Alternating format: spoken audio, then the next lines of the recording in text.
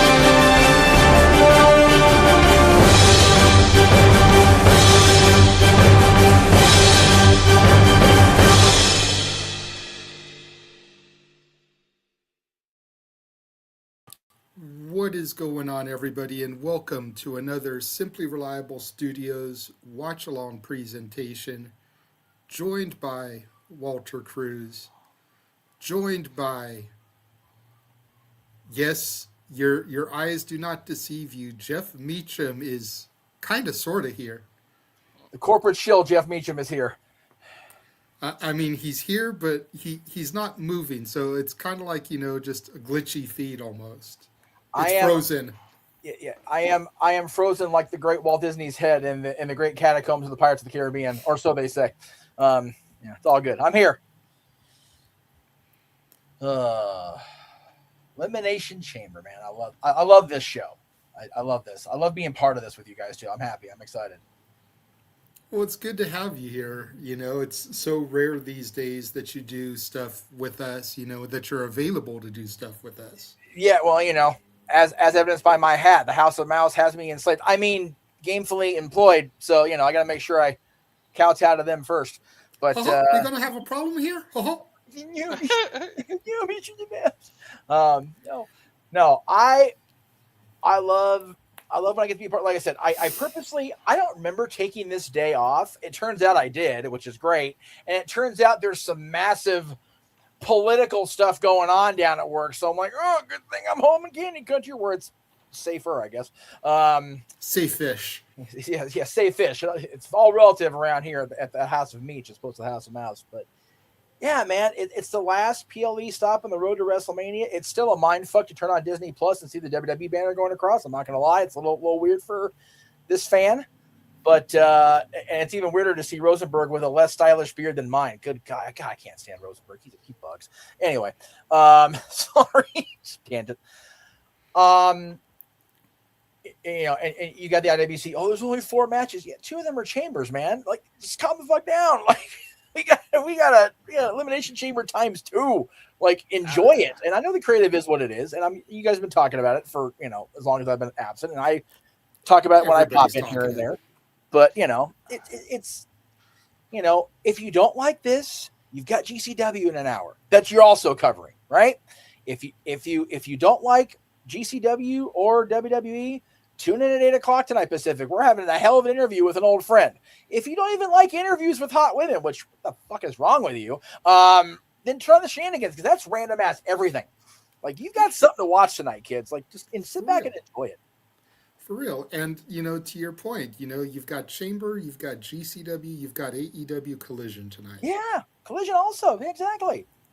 And that's just the stuff that I know about. I'm sure there's 100 of other independent wrestling companies that aren't even on my radar that have some kind of show tonight. Yeah. Support your independence. Yeah, if you go out in your area, if you're not a fan of, kicking back in your place and watching live televised wrestling, shit, go out and find it. It's there. I promise it's there. Plus, we got the whole mystery of what's in the box. What's in the box? I was going to say, we've already got a question in the chat about what's in the box.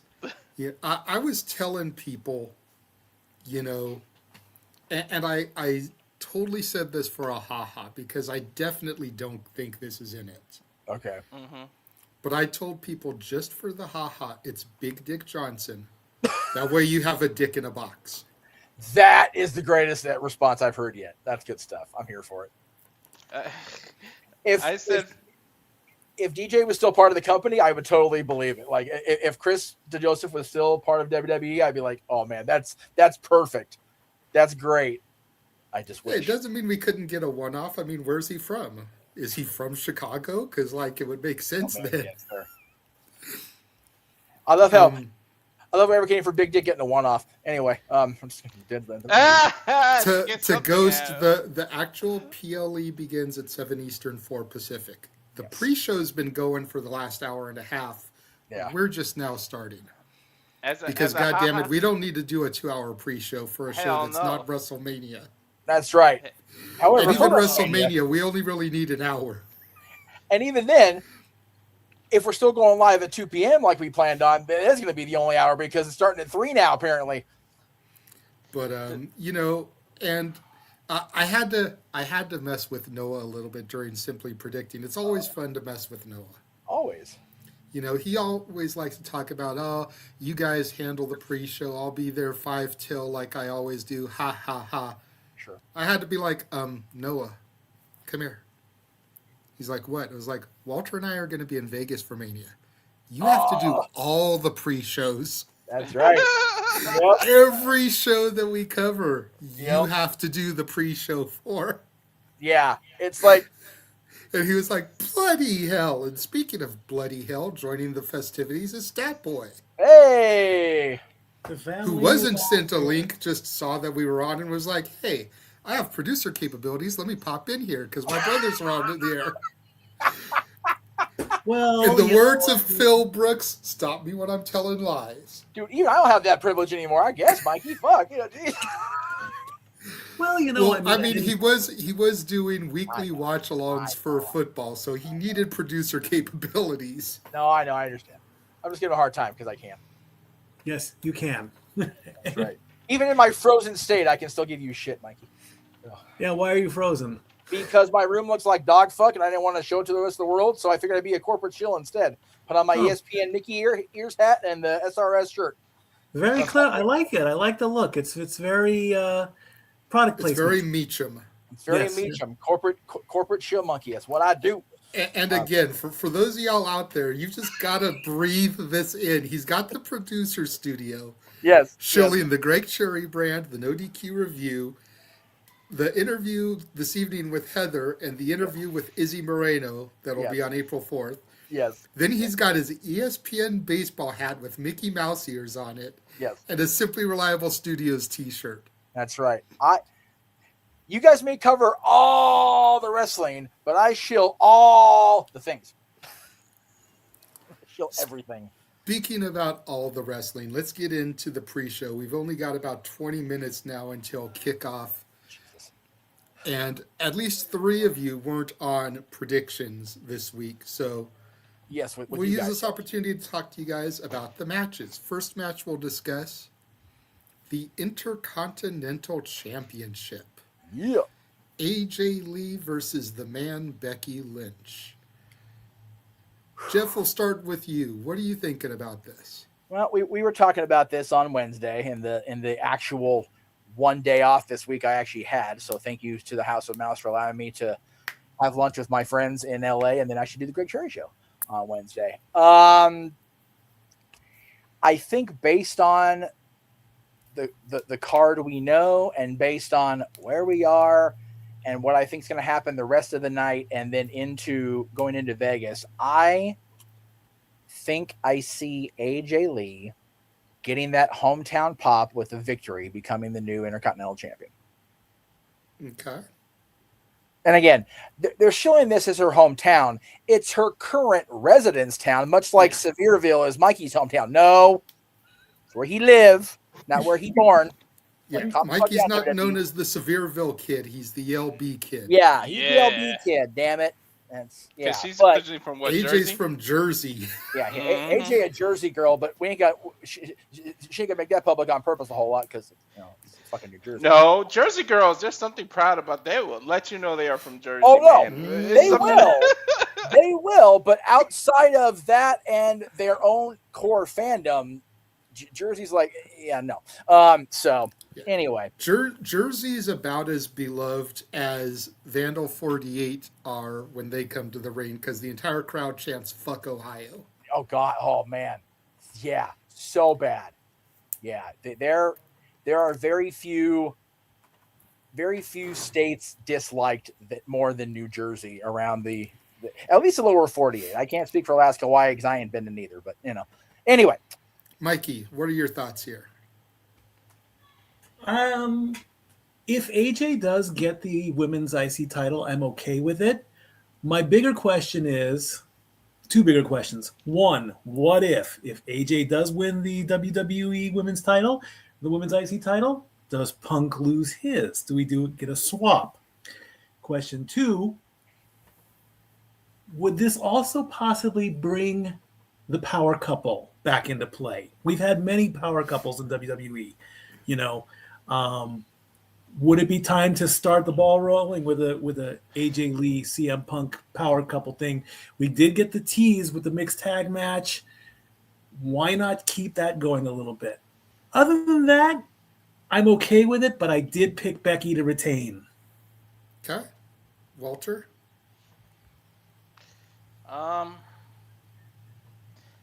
I'm thinking Becky's gonna retain too. I know she's in her hometown, but WWE has a thing about people winning in their hometowns for some reason. I don't know what the hell that is, but I just feel like yes, it's for Chicago, but in terms of the world, it's bigger. I just feel like it's gonna drag on to WrestleMania, and then that's where AJ wins it in front of everybody at Mania, and that might possibly be a night one main event. You might get the females the first main event. A night one main event like that, so AJ can win it at WrestleMania, and it'll mean more personally since her husband only had one main event in his whole career. Now the wife comes back, gets a main event, and wins a title in the main event. So I just feel like that's one thing that might be like a little bit of a side quest on here. Fair enough.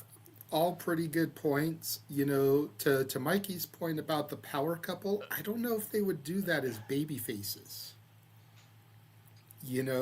Most power couples have always been heels. And both are baby faces right now. Granted, they're almost in a forced baby face role. We all know that both of them work better as heels. I said on Simply Predicting, I think AJ's going to get this. And this is going to lead to something bigger at Mania. I see a fatal four-way in the future. We all know WWE loves their multi-person matches, especially on grand stages like Mania. I think it'll be Becky, AJ, Maxine, and Natty. oh, Good one. I'm here for that. I'm here for Natty winning. Because if you think about all the pieces of the puzzle, they're all there. Becky is the current champion. Becky and AJ have been feuding since AJ came back because Becky and Seth were feuding with Punk. Becky was egging Punk on. So you've got the connection there with Becky and AJ. AJ takes the title here. Becky already lost the title to Maxine. Yeah. AJ's been accompanying Maxine here recently as her friend. Right. Natty was Maxine's friend until she turned on her. Natty was training Maxine in the dungeon. Natty and AJ go back to the Total Divas days. There's pieces of storytelling and layers here for all four of these individuals. AJ has been a part-timer at this point. You don't really want a part-timer to be champion, but if there's ever an opportunity, it's this in-between to Mania build. Yep. Because part-timers are going to be there religiously for this build to Mania. Yes. What's going to sell more tickets? Because tickets are down. Becky Lynch defending the title or AJ Lee defending the title? I think AJ Lee defending the title will see an uptick in ticket sales. Especially with the other three challengers you mentioned in the match with her. I mean, people are really, I think, because of the semi-unsteady booking, they're still sleeping on Natty. You turn her loose at Mania and have her become the Intercontinental Champion, watch out. Yep. And what happened the last time that a Hart was in WrestleMania at Vegas? Mm-hmm. Exactly. WWF owes that family something. Yeah, right. No kidding. Oh my God, the worst Mania. Ugh. Hey, the WWE owns the fans in that stadium. Looking at you, buddy, Staggerly. A do-over. And, hell, last time they were in Vegas, period, they owe them another PLE ending because, God, that, as much as I was happy for our buddy, man, that whole ending was a big fart in church. So they need a big something. And right now, thank you. Appreciate that. And right now, ticket sales and creative combining are looking shaky. Mm-hmm. So, but again, we talked about that on Shenanigans here recently as well. Also, yeah. I think part of the reason it's been so shaky is because we've been screwed the last 2 years at Mania. That 40, we thought we were going to get Rock Roman. We didn't. Yes. Last year with the Cena heel turn, we thought Rock was going to play into Mania because of how he was integral in the heel turn. He wasn't there. Nope. So I think people are waiting to see what the card is before they really buy tickets because we've been burnt on where we thought the story was going. Which is scary. As of right now, only 2 matches are announced for Mania. And up until this past week of Raw, we only knew 1. Yeah. It's one of those. I've been a fan long enough where I remember the days where you needed a full card before people started buying tickets. Then, on the flip side, WrestleMania would go on sale. JG, you were there in 2005. 90 seconds out? Yeah. 90 seconds out for that show? Or something like that? I think it took a little bit longer than that because we were able to get 3 tickets, but none of them were sitting together. Yeah. They were all scattered throughout the arena, and we only had 1 computer. So you figure we had to have time to do that over 3, searches. Yeah. Maybe 90 minutes instead of 90 seconds. Maybe that's what it was, 90 minutes. I'm trying to remember the call from JR. But it was still pretty rapid, you know. And at the point they went on sale, it was still just, it's WrestleMania in Los Angeles. Yeah. So the fact that we're back at the point where we're waiting to see what the WWE gives us on the card, I think that is more indicative of the problem. And again, I'm trying very hard to ride that line when I appear on, shows and streams and whatnot, because it is still very subjective opinions are subjective. That's what Dads on Wrestling was all centered about on those top 10 lists, man. Everything's subjective. Subjective. And long-term storytelling. But the difference between long-term storytelling and dragging stories out. And unfortunately, the Vision storyline is becoming dragged out because everybody's hurt. Yeah. There's things like that just make you go, oh no. So and again, with Jey Uso being plugged into an injury spot and then taken right back out of it within 4 days, the fans are, justifiably trepidate. I'm rambling. I'm sorry. We need to do 3 more matches. I'm sorry. I apologize. It's okay. I get back on the air. I get going. You're making a point. You're making a good point. Yeah. So it's this show being 4 matches. These 4 matches have a tremendous opportunity to completely reshape the road to WrestleMania. So, speaking of a tremendous opportunity to reshape the road to WrestleMania, we just talked about the misses. Let's talk about the Mister. Yes. Punk and Finn. Yeah. Now, on the surface, this is very cut and dry. Nobody thinks that Punk is losing this. Yeah. Nobody thought Rhea Ripley was losing the title going into Mania last year. Uh-huh.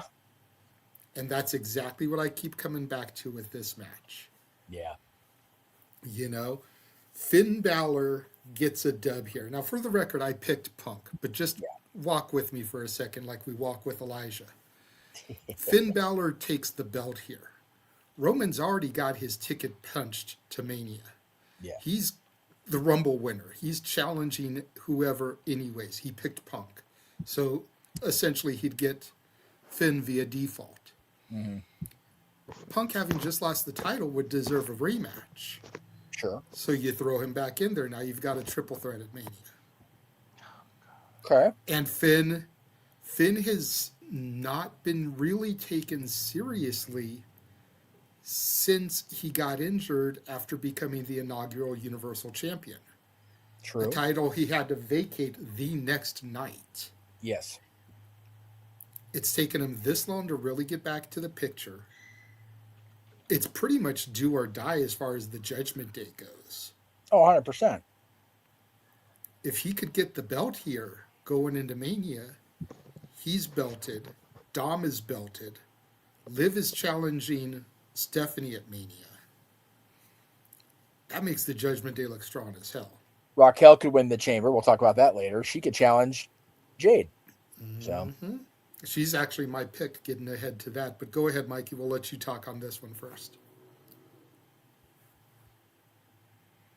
Oh, Mikey. You're muted. Oh, Mikey boy, it's time to make your prediction. I know. I really don't remember who I picked. I think I went with Alexa and Mommy on this one, just because of. I think I went with, I think I might have gone with the stats on this one as well. Everything you said, bro, I can agree with. I mean, so why am I talking about the women? See, I'm not even paying attention. Boy, there we go.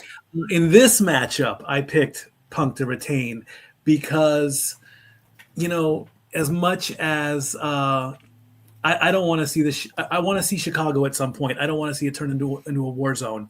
It's if you want nuclear heat, have CM Punk lose in Chicago. Chicago will not survive. If you think Chernobyl was bad, Chicago nuclear heat is worse. So, but you can't deny what Renegade just said. I give my brother his flowers. Book this man. He's got points galore. The safe bet, it's in Chicago. Keep the belt on Punk and go towards Roman at Mania. And I need to do a better job of paying attention. Yes, you do. I apologize. Walter? Honestly, last year was the WrestleMania of triple threats. I don't want to keep seeing this over and over again. Me neither. But it would make sense if Balor wins, and damn it, he deserves it. He's your first Universal Champ, then he gets a shoulder injury, and it's like he never reached that pinnacle again. So it's like, can we get the boy a break or something? But I don't know. I feel like the WrestleMania is going to be Balor versus Dominic for the Intercontinental title. Like, I feel like they're going to get there. So he's not beating Punk for this title. So I think he's going to have his Mania moment where he actually beats Dom and separates himself from the Judgment Day as the Intercontinental Champion and actually defends it. So I'm going to go with Punk. Yeah, don't get it twisted. I think that's the more realistic story also, especially considering Dom pinned Finn to win the title at Mania last year. I could definitely see that running back in the callback there, but I just wanted to throw it out there make a case for why Finn should win this, because everyone's counting him out, just like everyone counted Io out last year. Jeff? Yeah, you wouldn't be the Renegade without introducing a little chaos and anarchy into the discussion. So that's how we do around here. I think Punk walks out as champion. Whether he beats Finn is the question. I said on Wednesday that I think there will be a whole lot of, no pun intended since we're on Saturday now, but shenanigans involved in this match that leads to a Balor win via DQ or a Punk win via something where there's not a definitive Punk beat Balor, because we already did that in Ireland and there was respect. So I'd rather it just be some sort of shenanigans finish where so for me it's Punk retains, but I'm glad y'all went before me because I had it in my head that, Balor and Dom would be the Intercontinental Championship match, and I think it should be. I firmly think that should be the case. So You guys said everything I wanted to say without having to have me say it, which is almost preferred sometimes. So I thank you. All right, well, we'll go ahead and we'll get into the men's chamber, as I feel it's the women that are going to open the show, so we'll talk about them last. And granted, this isn't a current image, as Jey Uso was taken out, Logan Paul was put in the spot, but Randy Orton, LA Knight, Cody Rhodes, Javon Evans, Trick Willie, and Logan Paul are your field. You get 2 picks for this. Walter, we're going to start with you on this one. I knew it. Well, you're the only one that hasn't started yet, so. This is actually, aside from Cody, this is one of the most unpredictable chambers. Like, I can realistically see them going with any of them. Like, imagine the shock of Javon wins and at that young age gets a WrestleMania event because the Rocket is strapped to him. Trick Williams legit is like one of the most over. I tweeted the other day and they got a bunch of there's no way you can keep Trick Williams heel for much longer. This dude is getting reactions that are like ridiculously organically over. Trick can do that. Like he's the only dude I can see that got the words lemon stepper over talking about his shoes and the shit is over. You can see signs in the crowd talking about his shoes. Like legit when he stopped himself Monday from saying it, the crowd said it for him before the music like interrupted him. I mean on SmackDown. With the exception of Logan, because I think the real Masked Man's gonna pop up again here. So Logan has the least chance of winning because I feel like there's gonna be a spot. I don't know if you do it again because you did what Shawn Michaels did, but the Masked Man could pop up from underneath the chamber and cost Logan Paul it. But I mean the obvious golden boy, which I actually don't want him to win, but for the safe pick of the league and everything, I went with Cody. But I went with Trick as a sleeper too. Because like I could realistically actually see him do that. So I went with Trick as a second pick and Cody as my first. But what I really want in my heart, I kind of want LA Knight to have his moment and finally pull something. It's like you kept teasing Money in the Bank, right? And everybody was expecting him to win the last like 3 Money in the Banks, and they just won't pull it. The trigger. It's like something. It's almost like the booking is anti LA Knight, and he's the strongest second to Cody. Like if you're gonna do it, here's your chance to actually pull it. But I feel like they're going to go the safe route and have Cody pull this out. Especially how Drew keeps messing with him and like hitting him with the belt and stopping everything. Like you can see who Drew is like scared of. Like I feel like eventually you were talking about triple threats. It's going to be Jacob Fatu, Drew McIntyre, and Cody as a triple threat in one of the main events of WrestleMania. I feel like they're going to pull that trigger. Okay, Jeff?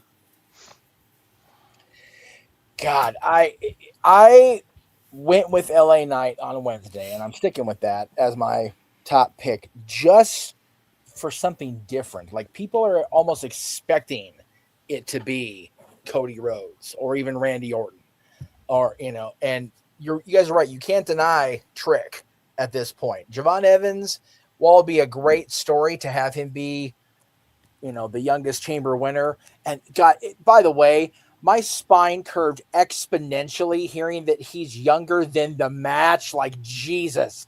Anyway, just absurd. It's 21 years old. Fucking absurd. But anyway, I digress. I'm sticking with LA Knight as my priority pick. My second pick is going to be Cody, just because I feel it's the easy money. I don't like it, and I'm not saying I don't like Cody. It's just I don't like I said it when he won the Rumble 2 years ago. It felt like the last that season in Dallas where Patrick Duffy's wife woke up and he was in the shower after being dead the entire season. Like, oh God, we're hitting the reset button again. What are we doing? Like, just give me something different. And I know first world problems, IWC complaint issues. Triple H is not going to give a shit. But for me, it's like I want variety. We're going to be in Vegas. I want a buffet. Damn it, for WrestleMania. Same. Jesus, give me a buffet this time. Let me choose. Boy. I went with my QB1 and I went with Orton on this one. I love this. I'm starting to worry about LA Knight. I really am. I'm starting to think that he's on the same course as Drew McIntyre, where we hear him constantly complain about the title. Now Drew has the title. Now do something with the title. I think LA Knight's in the same boat on that one. with Trick and Javon and Logan, usually I only pick one that's going to do something insane in the chamber. This time I'm going all three. All three of them combined. And I can't believe I'm saying this about Logan Paul. He is impressive. Okay? You're going to hate him as a character, but you're going to love the way he works. It's like Taker said, that springboard moonsault off the ropes, it may be video game shit, but it's the coolest looking video game shit indeed. One, if not all three of those guys are going to do something. You're going to talk about it. It's going to go viral. You're going to respect them. And if Logan wins, you're going to hate him even more. But he's still going to do something insane. So I got Cody and Randy on this one. JJ, real quick, my hands up. I know we're going to the last match. How far are you from Clarksville, Tennessee, Mikey? If that's Middle Tennessee, that's 3 hours. I don't know. Because the lady that just sang the anthem, Hannah Heaven, is from Clarksville. That's why I was asking. Anyway. I'll get that stat to you soon, I promise. Beautiful. Thank you. Well, all that leaves is the match that's probably jerking the curtain. Tiffany Stratton, Rhea Ripley, who is now titleless after last night on SmackDown. Alexa Bliss, Auska, Kiana James, and Raquel Rodriguez. We won't go to Noah to make his Kiana James jokes because I'll just say tune into Simply Predicting and watch him go off about Kiana James being in this match. Just finish your countdown and bring me back on air. We're actually got to call this nonsense. Damn. Damn. Well, I don't have the screen on because I don't have ESPN, so I don't know where we are. But you had Disney Plus. Yeah, They don't have ESPN. Cold opener. I think Disney Plus is doing the first hour or something. I don't know. I heard some. That's weird shit that WrestleMania. they're doing now. Yeah, I know that's for Mania, not for this. But in Okay. any event, for this match, I've got Raquel winning this. Same.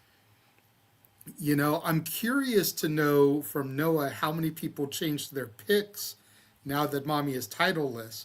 Yeah. But he keeps pulling himself out of here. So, you know, clearly he doesn't want to participate in the conversations. But I've got Raquel taking this, you know. Unfortunately for Auska, I feel like she's going to be the reverse Undertaker at WrestleMania, and she's never going to win a match. Goddamn, right. The fact that Michael Cole has won more WrestleMania matches than Auska is a fucking travesty. That's deplorable. Don't set me off. Don't set me off. Please don't get Walter going. Please don't piss off our lead commentator before we actually get going. Well, the lead commentator keeps pulling himself out of here. I mean, piss him off.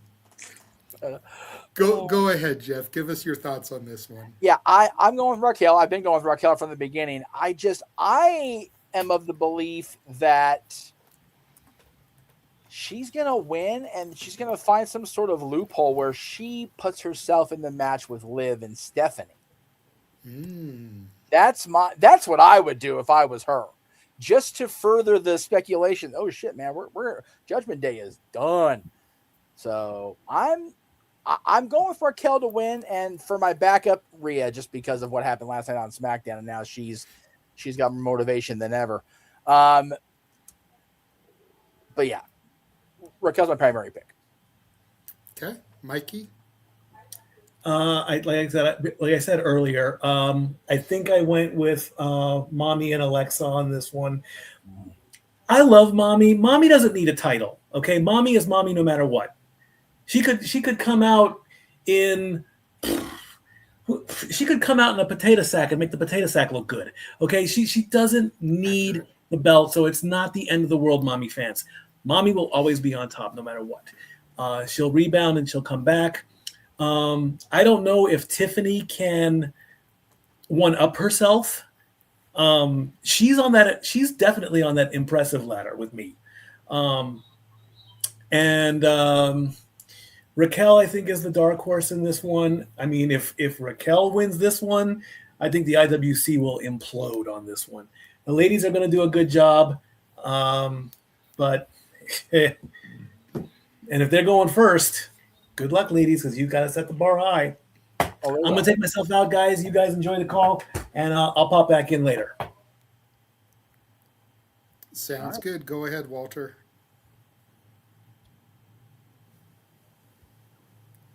You're muted, Walter. Walter Cruz. Walter Cruz. You're Maybe on. he's on the phone. He may be working. Oh, he's on the phone. Okay, that's fair. Yeah, okay. Well, I won't be. Oh, the No, chamber's coming down. my mouse wouldn't cooperate to fucking move towards the mute button. Technology failed either way. I was like banging the mouse, like, what the fuck are you doing? Oh, banging the mouse. Oh, yeah. Whoa, hang on a minute. I work for the mouse. I'll be banging nobody's mouse. Wait a minute. Anyway, all the stipulation going now.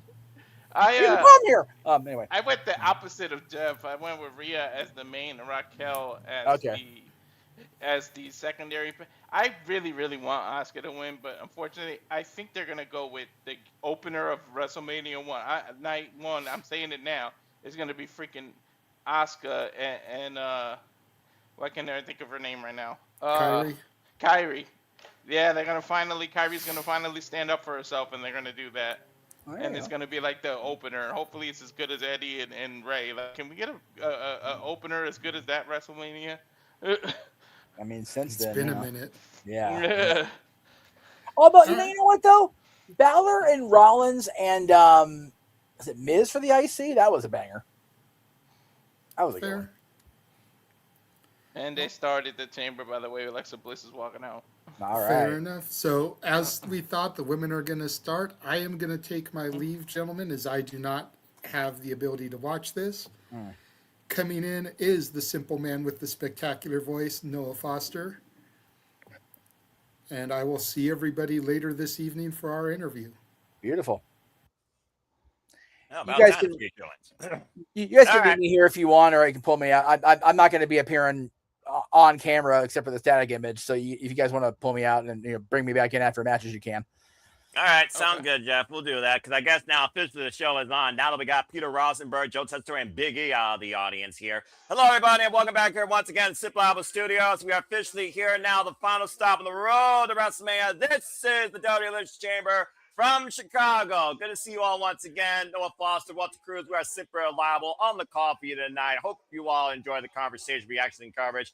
Thank you all so much for tuning in. Please like, subscribe, comment, tell a friend. You want to dictate the conversation. Super chat, pay that page, the simple as that. Of course, all 6 of these women qualified for triple threat qualifying matches as Little Miss Bliss made her return, of course, at the Royal Rumble 1 year ago to WWE. No stranger, of course. Most participants you see in the night Elimination Chamber, both men and the women, are no strangers. Only Kiana James goes in here with 0 Elimination Chamber experience. Alexa Bliss previously won an Elimination Chamber match, going in as the Raw Women's Champion and still leaving as Raw Women's Champion. So that could come into her favor tonight. And again, thank you all so much. I continue to follow along with us here at Simbo Studios for all the shows we cover across all the biggest brands, pay-per-views, PLEs, for all WWE, NXT, AEW, TNA, ROH, and Independent. Shout out to DCW Collective that's covering GCW as we speak.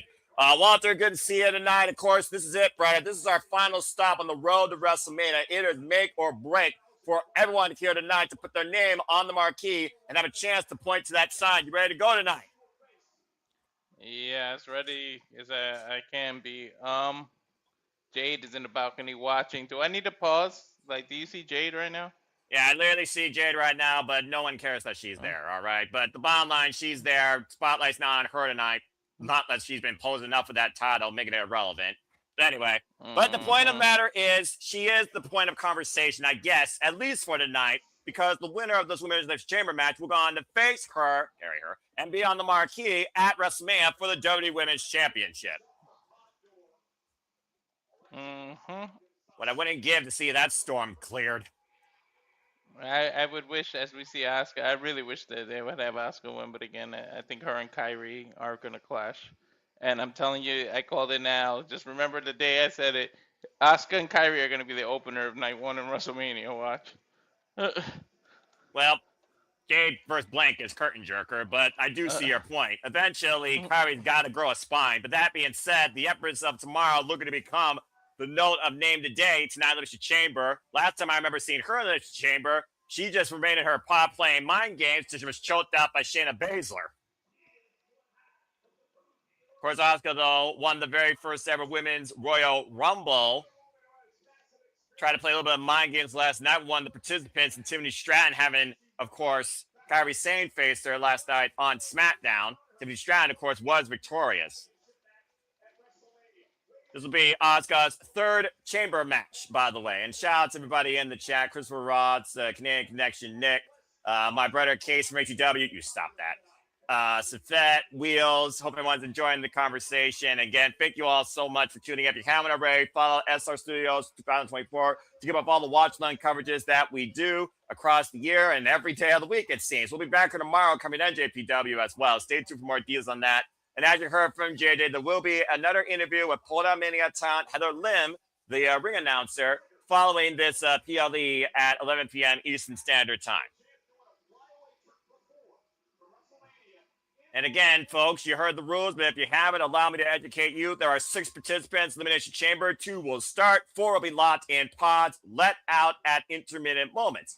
Elimination occurs via pinfall or submission inside the ring. The last one remaining will go on to WrestleMania to face Jade Cargill for the WWE Women's Championship. To think, this is the first time we're seeing a WWE PLE event in the United Center since 1995, when it was a WWF house show headlined by Bret the Hitman Hart and The Undertaker.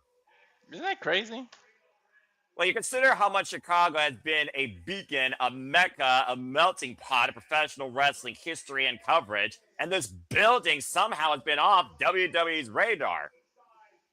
Or just unable to be booked. Speaking of being booked, Big Mommy Cool, Raquel Rodriguez looks to take on the Storm. Of course, we recently saw her in a feud against the Raw Women's Champion, of course, the Women's World Heavyweight Champion, Stephanie Valkyria La Primera, in a Philadelphia street fight. Lost a chance on the title. As, of course, her Judgment Day running mate Liv Morgan will now challenge Stephanie for that title at WrestleMania. Imagine both Raquel and Liv, who went to WrestleMania last year as women's tag team champions, both getting to WrestleMania this year challenging for the Women's World Championships on each night. Right. Or like Jeff said, add herself to the Alexa. To the Stephanie and Liv match and make it a triple threat to end Judgment Day. And this will be the 9th WWE Women's Elimination Chamber match, going all the way back to 2018, where Alexa Bliss won the inaugural one. I believe this will be Raquel's second Elimination Chamber match. Previously saw, of course, down under in Perth, Australia. Things are live and loud in the United Center tonight via that meter. Wow, for Mommy's entrance, she's going to be locked in the chamber. Mommy might be more dangerous having to be locked in a cage like a hungry animal waiting to get out. Well, you know that this animal is ready to scratch the face off anybody, considering the bougie bitches somehow won the WWE Women's Tag Team Championships last night. Rhea Ripley goes in here without the gold. And Mommy might be looking to get back on top. The Irresistible Forces, as they're known now. Yeah, that's a name that's going to be hard for me to keep up with. I've said it before, I'll say it again. Rhea Ripley is the female superstar in WWE. And she's been that way since being the queen, Charlotte Flair, at WrestleMania 39. Has literally done everything there is to lead this company with her brutality. Headlined WrestleMania walking in with the gold. Of course, last year, part of that triple threat where she lost the chance to earn her championship back against Io Sky, as Rico were the previous women's tag team champions. Yeah. And remember, she's walking in with a compromised back, though, from last night. I know you don't watch SmackDown, but if you see highlights, she really hurt her back. She was selling for her back, and that's how she got pinned to lose the tag title. So it'll be interesting to keep an eye out on her back. I'm not showing no signs of wear and tear, but you know the other competitors got to be aware of that fact. And courtesy of W Matches on YouTube, I did see that match, and it made me barf at the end. But nonetheless, I'm very well aware that Mommy Ripley is not coming in here at 100%. But then again, what do I say? Well, you're never 100% after your first match.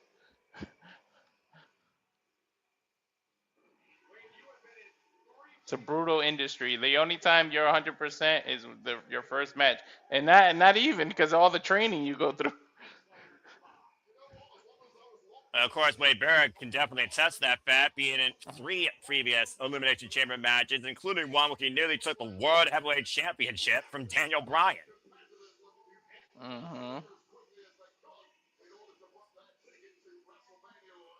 There is nothing in there but steel and LED and brutality, even with Mommy Rhea Ripley currently locked inside one of those cages. And now we know the 4 that will remain inside the pods, which means we know who our 2 starters are now going to be.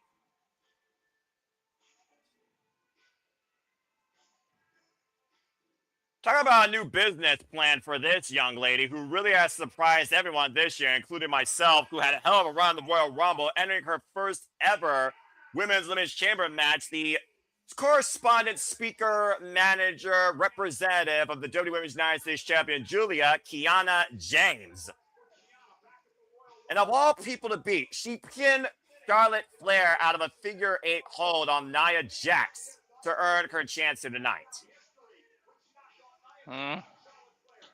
Sleeper pick for sure. I think even that's an understatement. Of course, she lasted for over 30 minutes, to your point, in that Royal Rumble match. And of course, we know that this match, anyone could be eliminated at any time. So there are no safe grounds here for Kiana James. But again, inexperience could be the wild card here. She doesn't know necessarily the fear, the threat that the Elimination Chamber holds, because she's never had to deal with it. That might play in her favor.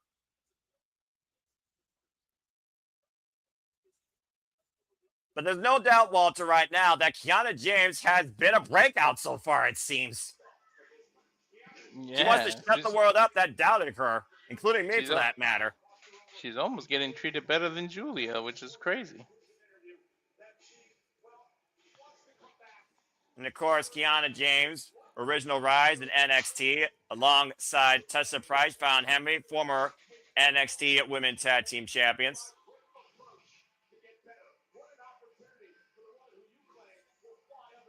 And right now, just assessing the environment of pain that awaits her, as of course we now know who she will kick things off with, as it'll be Tiffany time here momentarily. And then with it, you can see she ain't 100% with that knee brace on either. Well, every businesswoman believes they know the secret to success, how you garner stocks, how you make a strong investment. And Kiana James clearly feels that way tonight. All smiles for right now, thinking that she has this blueprint for success already planned and ready to carry out. What time is it? Tiffy time. And of course, Tiffany Stratton, the previous WWE Women's Undisputed Champion, lost that title due to injury against Jade Cargill, but went into WrestleMania last year and successfully defended it against the Queen, Charlotte Flair. Tiffany Stratton looking to make Tiffany time worldwide once again on the grandest stage of them all. And of course, we saw her come in as number 30 in the Royal Rumble as a surprise entrant. It came down to her, Saruka, and Liv Morgan. Liv Morgan, of course, became the eventual winner.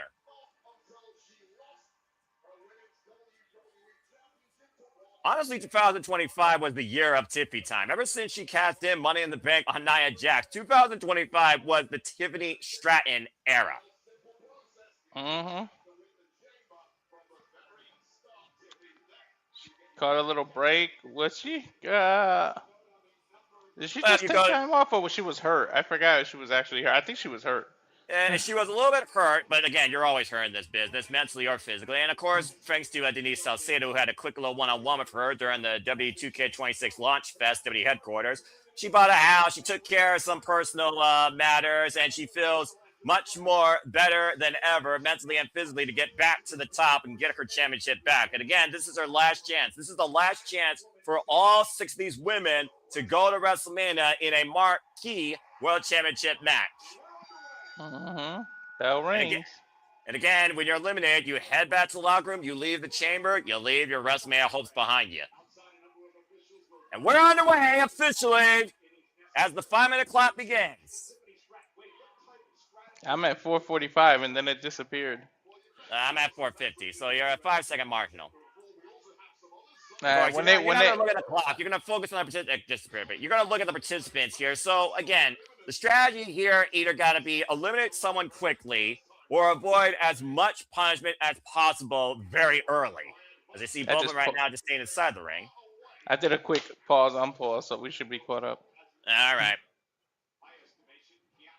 Alexa Bliss, of course, comes in here with the most Elimination Chamber experience. This will be her 8th Women's Elimination Chamber.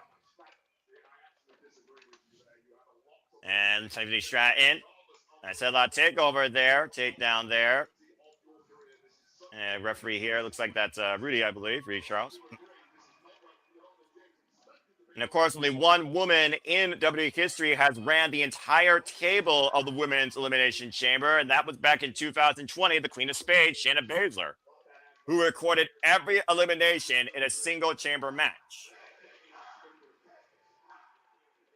Ooh, the crowd. Chicago is behind Tiffany time.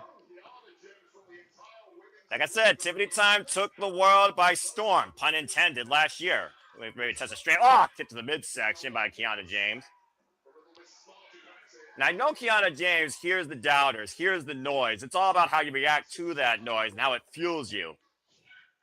A little bit of agility there shown by the former gymnast. Of course, Tiffany Stratton was formerly an All-American gymnast. Mm-hmm. Oh, man. Kick to the side of the head, taking Tiffany down. Here's the first cover. Gets a 1 count. Definitely put away one of the favorites. Of course, the favorites here have been Tiffany Stratton, Rhea Ripley, and Alexa Bliss, according to most polls and most betting odds. And I bet you Rhea probably went way up after she lost the title. Cover now, to the far leg. It's 2 count. You almost wonder who's going to be best prepared to come out of that pot and take advantage here. What's the most dangerous situation for these two? Nice moonsault. Gets a 2 count for Kiana. And I imagine Kiana and Tiffany do not want necessarily Raquel or Rhea to come into this chamber match next. Even with Rhea's compromised back. No, and the strategy might be you want to do your best to reserve yourself when you're the first, but you might want to try to get these quick surprise pinfalls so that you get a momentary rest because you know there's 5 minutes between each chamber opening. And let's not forget, you can also use Elimination Chamber itself as a weapon, from the Lexington glass on the pods to the steel chains that bear these walls. Oh, we've seen that before. Sometimes imagination is your greatest strength inside this structure. This lethal structure, of course, first brought to the WWE in Madison Square Garden, of course, in 2002. Shawn Michaels' shitty pants. Yeah, dude, you have to bring that up. Seriously. The one favorite time about Shawn Michaels, he had crappy pants. Leaving you to have a wardrobe malfunction analysis. Of all people here. Oh, this is the worst color pants ever. I'm not going to argue, though. You're kind of right. And, oh, man, Tiffany getting the better, driving Kiana James down, spine first on the pads on the outside. Even with those pads, there is nothing but chain steel mesh plates underneath. Mm-hmm. And Tiffany Stratton right now, the handspring. Oh, man! And Kiana rolls out of the way, and Tiffany crashes back first into Raquel's pod. Take a look at the replay here, Walter. Bow! Oof! Backfire, quite literally. That'll hurt the hell out of your elbow. Over 75% of people in my poll actually picked Mommy Rhea Ripley as the primaries. We are now down to 11 seconds to see who will be the third entrant in this chamber. No eliminations yet. Who will enter the chamber next? Will it be Rhea? Will it be a Bliss? Will it be Auska? Will it be Raquel? The Empress of Tomorrow has been unleashed today. Auska free. Oh, man! Kiana is immediately on the attack, just throwing herself into Auska inside the pot, even letting her get out. Smart strategy by Kiana, though, considering, again, Auska is going to be one of the biggest threats inside this match. Now just drowning Kiana James face first inside Raquel's pot. Relentless assault by the unhinged member of the Kabuki Warriors. And, of course, no Kairi Sane is here to add assurance for her.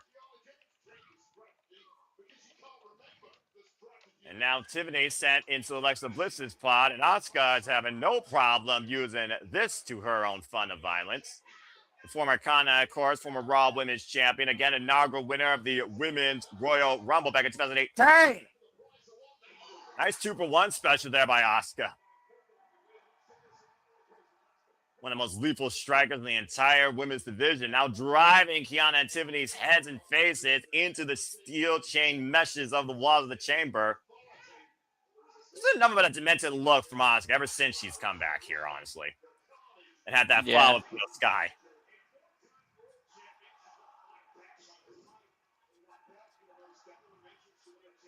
And right now, Auska looking to fly off the pods. Oop. Double drop kick, the cover on Kiana James. Kick out by James. Now cover on Tiffany Stratton. Kick out on Tiffany. Great start here by Auska in the Elimination Chamber match, Walter. Yeah, she came out strong. And she didn't waste no time at all, just immediately going on the attack against both of them. And of course, that does play in your favor the longer you're in that pod. You are fresher. You can pick your spots. Ooh. That elbow strike there. Tiffany Stratton right now driving Kiana James in the match. Still, of course, waiting for Rhea, Raquel, and Alexa Bliss. Nice handspring back elbow strike into one corner. Handspring back elbow strike in the opposite corner. Tiffany Stratton taking control. Caught with a knee. And now it's going to get in the cover. Lateral press. Gets a 2 count. The level of experience that Auska has outweighs Tiffany Stratton's career. As we await our next participant in 10 seconds. Hey, Chamber's going to unleash brutality, Little Miss Bliss, or Big Mommy Cool. Let's find out who's next. I'm going to guess Bliss. And you have been correct. Little Miss Bliss, ready to play. Oh, she's scaring me a little bit. She's like You in a do trance. remember this was the Fiend's best friend, right? She has this weird look on her face. Oh, because she can get a hold of Auska. Well, there's a reason also that Tatum Paxley, for example, has been heavily inspired by Alexa Bliss. Take over to Harris by the former Miss Money in the Paxley's Bank. turned a whole new leaf, man, lately. She's even scarier than before. She don't care about friends. Well, according to her and Charlotte Flair, they're friends, but Charlotte Flair's not even involved in this match. No, I'm talking about Paxley. You remember how she was gullible and cared about friends? No more. Look, there's no friends in this business. You want to have nothing but checks and championships, according to many people. Tiffany Stratton catching Little Miss Bliss, one of the shortest competitors might add in the entire WWE roster. Look at the pretty smooth. She's so small compared to everybody else. It's so hilarious. Hey, that's a nice play to your advantage. You'd be surprised how much a firecracker can still pack a wallop. Hey, lower center of gravity for certain moves. Drop kick to the gut didn't help Tiffany Stratton out of the trio well. German suplex attempt paired by Auska. Alexa Bliss able to escape. Of course, we saw how much Alexa Bliss and Charlotte Flair were feuding with the likes of the Kabuki Warriors last year, along with Rhea Ripley and Io Sky. Woo! And a big knee by Jane caught Auska. Now Alexa trying to take advantage, gets a 2 count. Tiffany Stratton running in with the drop kick. The cover by Tiffany and Kiana for Tiffany off Alexa Bliss. Not sure how smart that was. Maybe that inexperience there for Kiana James to break up that cover. Bit overzealous here. Again, Kiana James, though, looking to leave a lasting impression against the entire WWE Universe in her first Elimination Chamber match.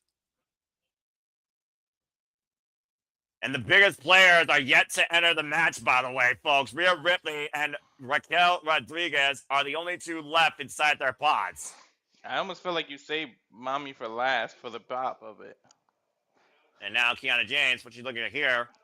Oh, she's going to swing her into that the slingshot. Yeah.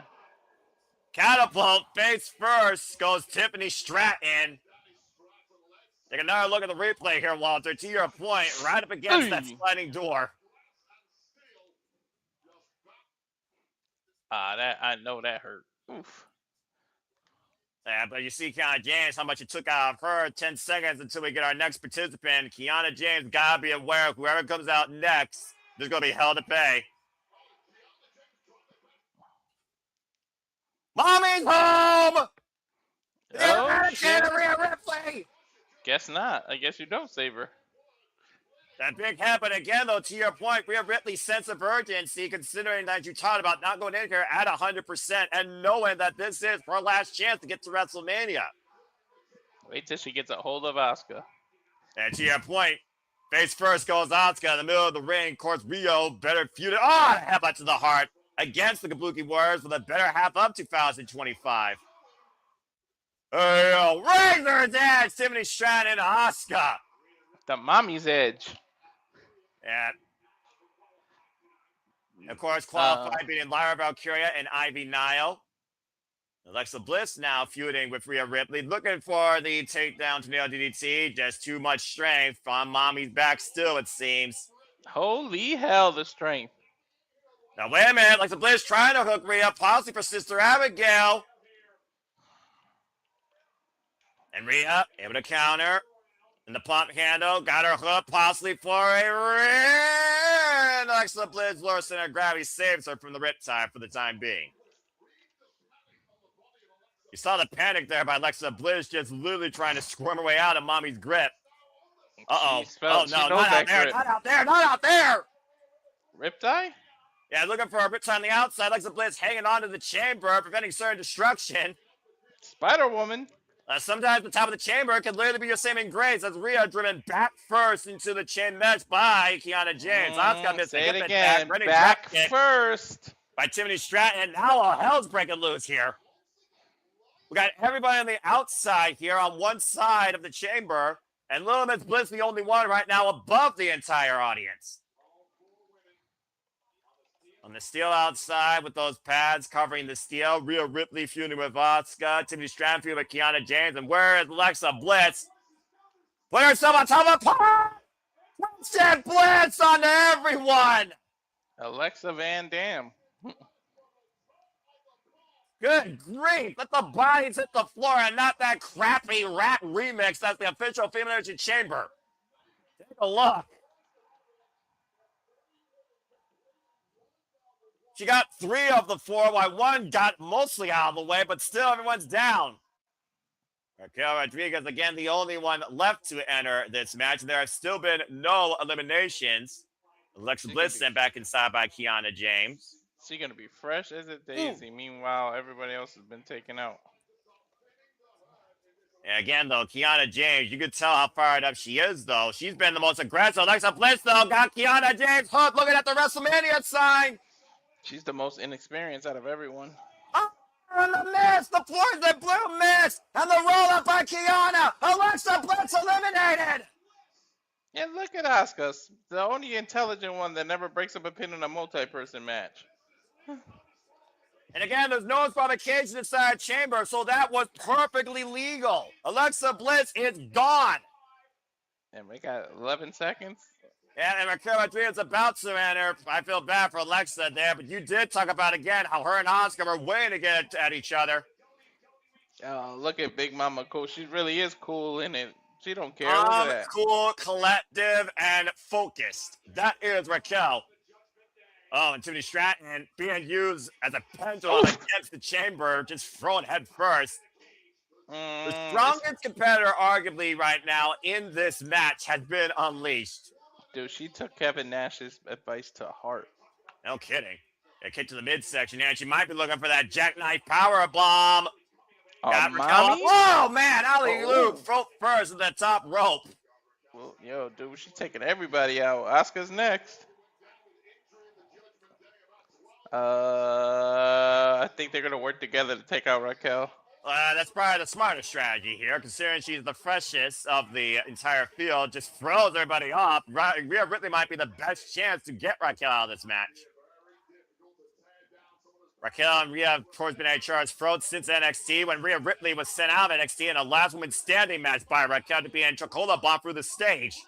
And Raquel, last time she held a singles world championship, she beat Io Sky for the NXT Women's Championship. Not throwing everybody around. Dude, Raquel's ragdolling people.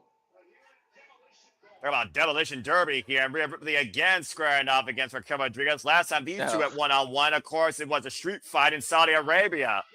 Look at the power of Raquel catching Rhea Ripley out of the attempted tijeras.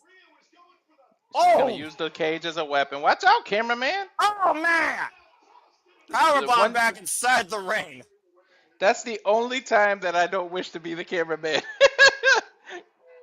I don't think Ripley wished she was in that spot. Back first in the chamber and then thrown in the powerbomb to the inside of the ring. Long dart Tiffany Stratton right now. And this match has been all Raquel Rodriguez. Spinning back fist, spinning Sova up by the most lethal striker here in WWE. Auska just ski it off against Raquel like a kickboxing bag. Ow.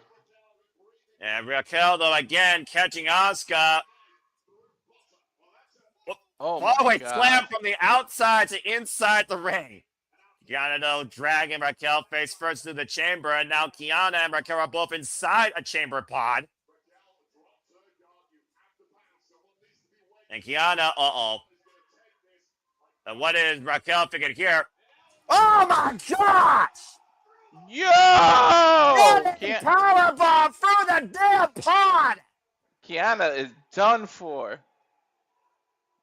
She literally drove her through the damn pod's wall without running power slam. Everyone's right for the picking at this point, but Auska went for a kick. Raquel, though, got her hook. Oh, I thought she was. Chocola bomb! Raquel, the double cover. Kiana on Auska. Kiana and Auska eliminated. Yo, she just eliminated 2 people with 1 cover. Holy hell! I don't think I've ever seen that in the chamber. I know I haven't, especially in the women's chamber. Look at this. Running power slam through a damn pod. Through the damn pod's wall, folks. I kid you not. That is the first time I've seen that in the chamber. Holy shit. And then a Chocola bomb, that one-arm choke bomb on Auska, on Kiana, double cover. And Raquel and Rhea and Tiffany are the only ones left. We are now down to 3, the 3 favorites. Mommy, Raquel, and Tiffany. Tiffany, of course, who feuded with Jade Cargill for the Bear 2025. Raquel and Rhea, who've been feuding against the Bear part of each other since 2020. And Tiffany Stratton, handspring, back elbow, combo with a stunner. And Tiffany Stratton, though, got to eliminate one of these monsters. She's going to have any chance to go to WrestleMania. You may have to see a crazy alliance. Airplane spin, power slam, takedown. Raquel in the cover to eliminate Tiffany. Kick out at 2. Good Lord. Rhea Ripley grabbing the hair of Raquel. The feud of Raquel and Rhea, though, might play to Tiffany Stratton's advantage. You can find an opening, though, Walter. I just say let Rhea and Raquel just keep us on each other. Keep yourself out of the equation. I would stay right out of it. And Rhea Ripley right now pushing herself away. Wait a minute. Rhea caught. Now Raquel trapping Rhea in the tree of woe, using the chamber as a stranglehold. Like Tiffany, what the hell is she doing now? And Tiffany going up high above Raquel. Caught by Raquel, looking for possibly a Hurricane Rana. And Raquel, though, trying to fight out of this. Now Raquel set up and over with the head scissors back inside the ring. And Rhea Ripley is still hung inside the chamber. It's a good way to break an ankle. Oh, man, what a boot. She ran into that shit. I mean, again, the reach of Raquel Rodriguez. And right now, back elbow strike. I mean, if Rhea Ripley isolated, Raquel can make this a one-on-one. She can eliminate Tiffany. It can literally be down to Raquel and Rhea. Imagine how sweet it would be if Raquel eliminated Rhea last. Raquel Rodriguez, the faraway slam. This is crazy. And Raquel, though, a spinning corkscrew elbow drop. Almost a modified Vader bomb. And now hoisting up Tiffany, possibly for another Chocola bomb. Tiffany able to escape. Stratton lays on her feet. Again, caught with a splash, though. Again, Rhea Ripley has been neutralized for the time being. And I mean that politely. This is the best way for Rhea Ripley, though, to definitely recuperate. And what the hell is Raquel looking for here? Rhea Ripley, top of the chamber. Oh, my shit! Dude, did she just do a swanton? That's exactly what she did. A swan's off the top of the pond. Meanwhile, Tiffany Stratton moonsault at her. And the cover of Raquel Rodriguez has been eliminated. Well, there goes my second pick. Tiffany Stratton, Rhea Ripley, we are down to 2. And 2 big faces and 2 of the main players, too. That changed my pick, especially after she lost the title. And look at this. To your point, she literally walked off the top of the pod, throwing her own back into harm's way. A swanton bomb crushed Raquel, and the previous moonsault ever was the follow-up needed to eliminate Judgment Day's Raquel Rodriguez. We are down to Tiffany and Rhea Ripley. I always picked Rhea. I never had to change it because she was my first pick always. Well, I mean, again, when Mommy was not playing nice with someone she has yet to beat in one-on-one action, she was the brutalizer, the eradicator. She was the face of WWE. And I think Rhea Ripley wants to get to that spot. And she's never faced Jade Cargill. Ooh. I just thought about by it. Stratton. Meanwhile, Tiffany Stratton might be looking to go back-to-back to WrestleManias with golden ambitions. If Rhea does win and beats Oh! Jade, quote-unquote, our brand split, does she shift to SmackDown? Raw's really... Netflix ain't going to want to lose Rhea. Well, that's WWE's problem. Meanwhile, Rhea Ripley might be looking to send Tiffany onto a razor's edge. Tiffany able to escape, though. Tiffany cartwheel, takeover. Got Rhea Ripley, hopefully. Alabama slammer! Deep stack cover to win the night. Kick on it, too. And despite the damage done to Rhea Ripley's back, I think leverage was key there, Walter. Not enough body weight differential to keep Rhea Ripley down for the 3 count. I think it was. I think it's the same. It's the injured back from last night. Remember, that was less than 24 hours ago, if you think about it. Tiffany Stratton, of course, now going back up to the top rope, looking for something huge here. Swanson bomb miss. Caught her back also. Big high kick. Rocks Tiffany from the basement. And Rhea Ripley hoisting up Tiffany. Tiffany hurt her neck before, and she landed right on her neck on that swanton. Oh! Takedown face first. Shoot the half. Cover. Hook near leg. Back press. And a kick on it, too, for Tiffany. I just noticed. I know JJ said the Dolly Parton thing, but she might be shouting out HBK because she got the crosses on her leg. He won the first chamber. Tiffany might be shouting out HBK with that gear. Yeah, that's a fair point, actually. That because she got the chain link and all that he used to have to take off and the chaps. Might be over, Noah. Nope. That's today. Nope, not yet, Walter. Again, and you gotta say, oh no, shoulder first, Rhea to the ring post. And that might be a critical mistake. Tiffany Stratton showing a little bit of red here. Might have had a busted nose off that face buster. And Swanton bomb this time connects. Cover now, Rhea Ripley to punch for Jade WrestleMania. Rhea kicks out at 2 again. An incredible performance by Tiffany Stratton, who, might I add, was a starter in this match. And she's bleeding out her nose, I think. Steamroller. This is the same way she beat Charlotte Flair. Look for the prettiest. Moon. Salt. FRL. Oh, no. Pushed down into the pod up the top turnbuckle by Rhea Ripley. And Rhea has Tiffany hooked up possibly for a wipeout with the Riptide. Pretzel cover to Rhea Ripley is on her way to WrestleMania. Mommy's going to Mania. Yo, that's going to be a badass match, though. Jade and her. Hey, Jade Cargill might have a good match for once that makes her relevant. But nonetheless, Rhea Ripley is looking to clear a storm in Las Vegas. Mommy Rhea Ripley will challenge Jade Cargill for the Women's World Championship at WrestleMania. Well, we know the other piece of the puzzle for the women's titles. Yeah, Rhea Ripley, again, fighting through pain that entire time as you see her grabbing the small for bet, to your point. Take a look at the replays here, Walter. Some of the highlights here. Raquel Rodriguez, though, what a performance. A 4-3 record with a double cover. MVP. I feel bad for the people they're gonna have to fix the chamber in between matches because Raquel broke with one of the I'm sure they have the pods tools. with that power bomb. They got the tools, I'm sure, to do that. And, of course, that prettiest moonsault ever, Swanton bomb combination by Rhea and Tiffany, eliminated Raquel. We were down to Tiffany and Rhea. This prettiest moonsault ever, though, literally got pushed off the top rope by Rhea, face first to the pod. Disoriented enough for a riptide pretzel cover. Mommy is back on top of the marquee at WrestleMania. 7 weeks from the night, It's Jade Cargill versus Rhea Ripley for the first time. They're gonna point at the Mania sign. That's two equally matched people. If anybody can match the strength of Jade, it's Rhea. If anyone can surpass the strength of Jade, it's Rhea Ripley. I don't know if I'll go that far. I don't know about surpassing that strength. I was about to say, Rhea Ripley's resume versus Jade Cargill's resume. Get back with me. Nonetheless, you are definitely looking at Jade is ripped in places most women don't have places.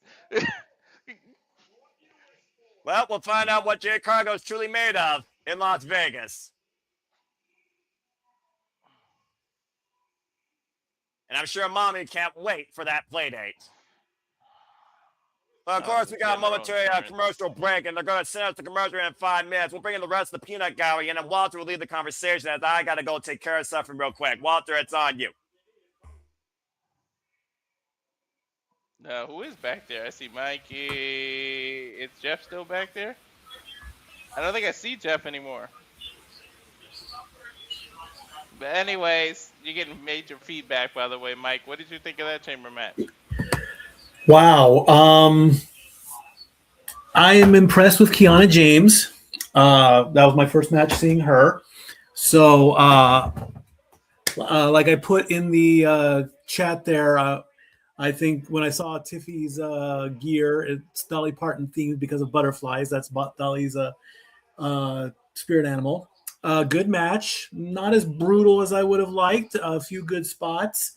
And now, finally, maybe the IWC will be happy with Jade's first title defense because she's had that belt since she won it November 1st, and she's only had a few matches on SmackDown from what I'm looking at in my stats. So this will be her first official televised women's title match. So finally we'll get that squared away.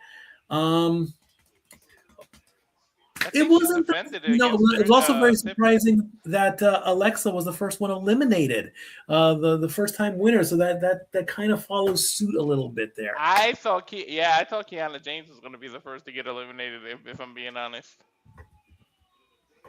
And her name, Kiana James, it's making me remember of some super fitness group on, I think it was on ESPN, and I want to say that the lead person's name was either Kiara or Kiana. I can't remember, but I remember. But that's the kind of vibe I'm getting off of her, just seeing her for the very first time. It was during the big 80s 90s fitness craze where people where spandex started, I guess. It was pre-yoga pants. How about that? But that was the kind of vibe I got from her, seeing her actually for the first time since I spent most of my time behind the wheel of my car. But hey, overall, good match. But can you guys follow that? What's next? Who knows? I don't think they could have been as brutal as they you would expect, because then they would have to fix the chamber for the men's match. If it was the last match, they probably can go all out, but they need that chamber for another match. Probably. And I think Becky and AJ's match is next. I'm not 100% sure. Good. You know, Walter, we're getting closer. We're only about a month away from opening day 2026 MLB. Hence why I'm wearing the Angels hat. So, are we? We are. We're getting ready to call some baseball. You know, it's funny.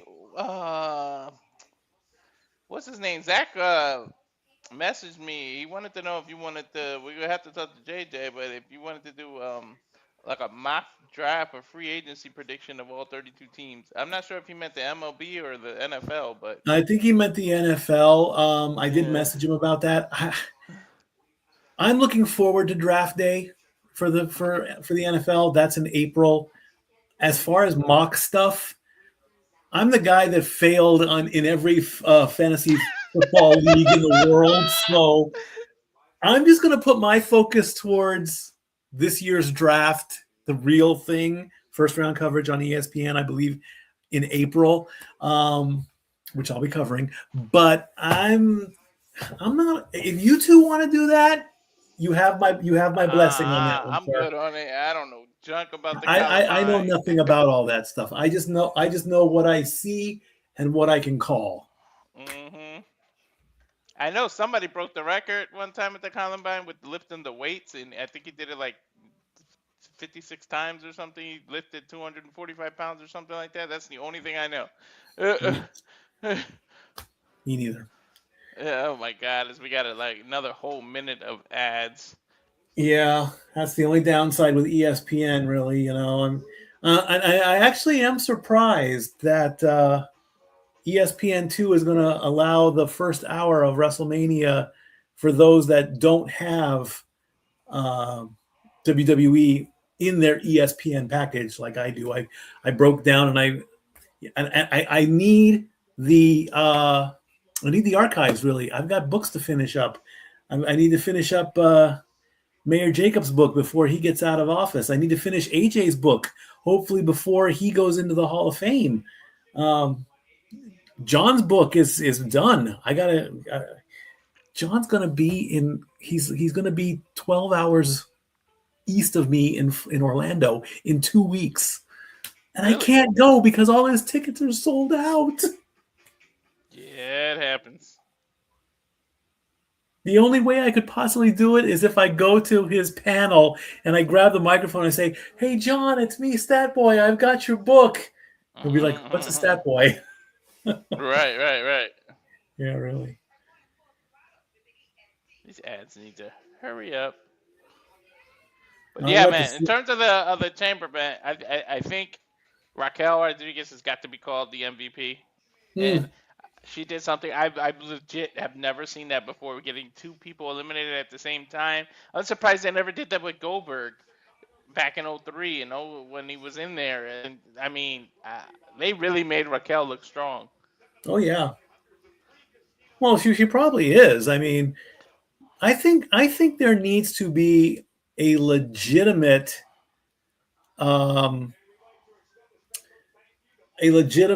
strength competition. As long as it's done safely. I don't want to see anybody literally get broken in half. So the world's strongest woman competition. Why not? Hey, if we can have a world's strongest man competition that ESPN has put on the air, and this isn't traditional weights. These are like beer kegs and stones and the caber toss and all that stuff. Why can't we have the women find out who the strongest woman in the world is? Dude, that competition is nuts. Don't they pull trucks and all kind of crazy shit? Yeah. Oh my God, yes. You're not lying. You're absolutely right. They do insane amounts of strength that a normal person would look at and think, why do you want me to do this in the first place? Mm-hmm. I mean, yeah, they did it with Mark Henry one time. They harnessed him up and he pulled a semi-truck. They've done it with harnesses. They've done it with ropes. They've done planes. They literally throw beer kegs in the air and try and get them over. It existed at least in, I would say, the mid 90s, along with the Scrabble tournaments on ESPN. And let's not forget about darts either.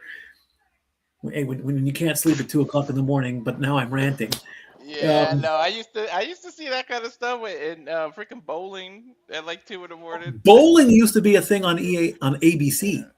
Yeah. Before the Wide World of Sports in 1984, they had the PBA tour, and that was my introduction to bowling.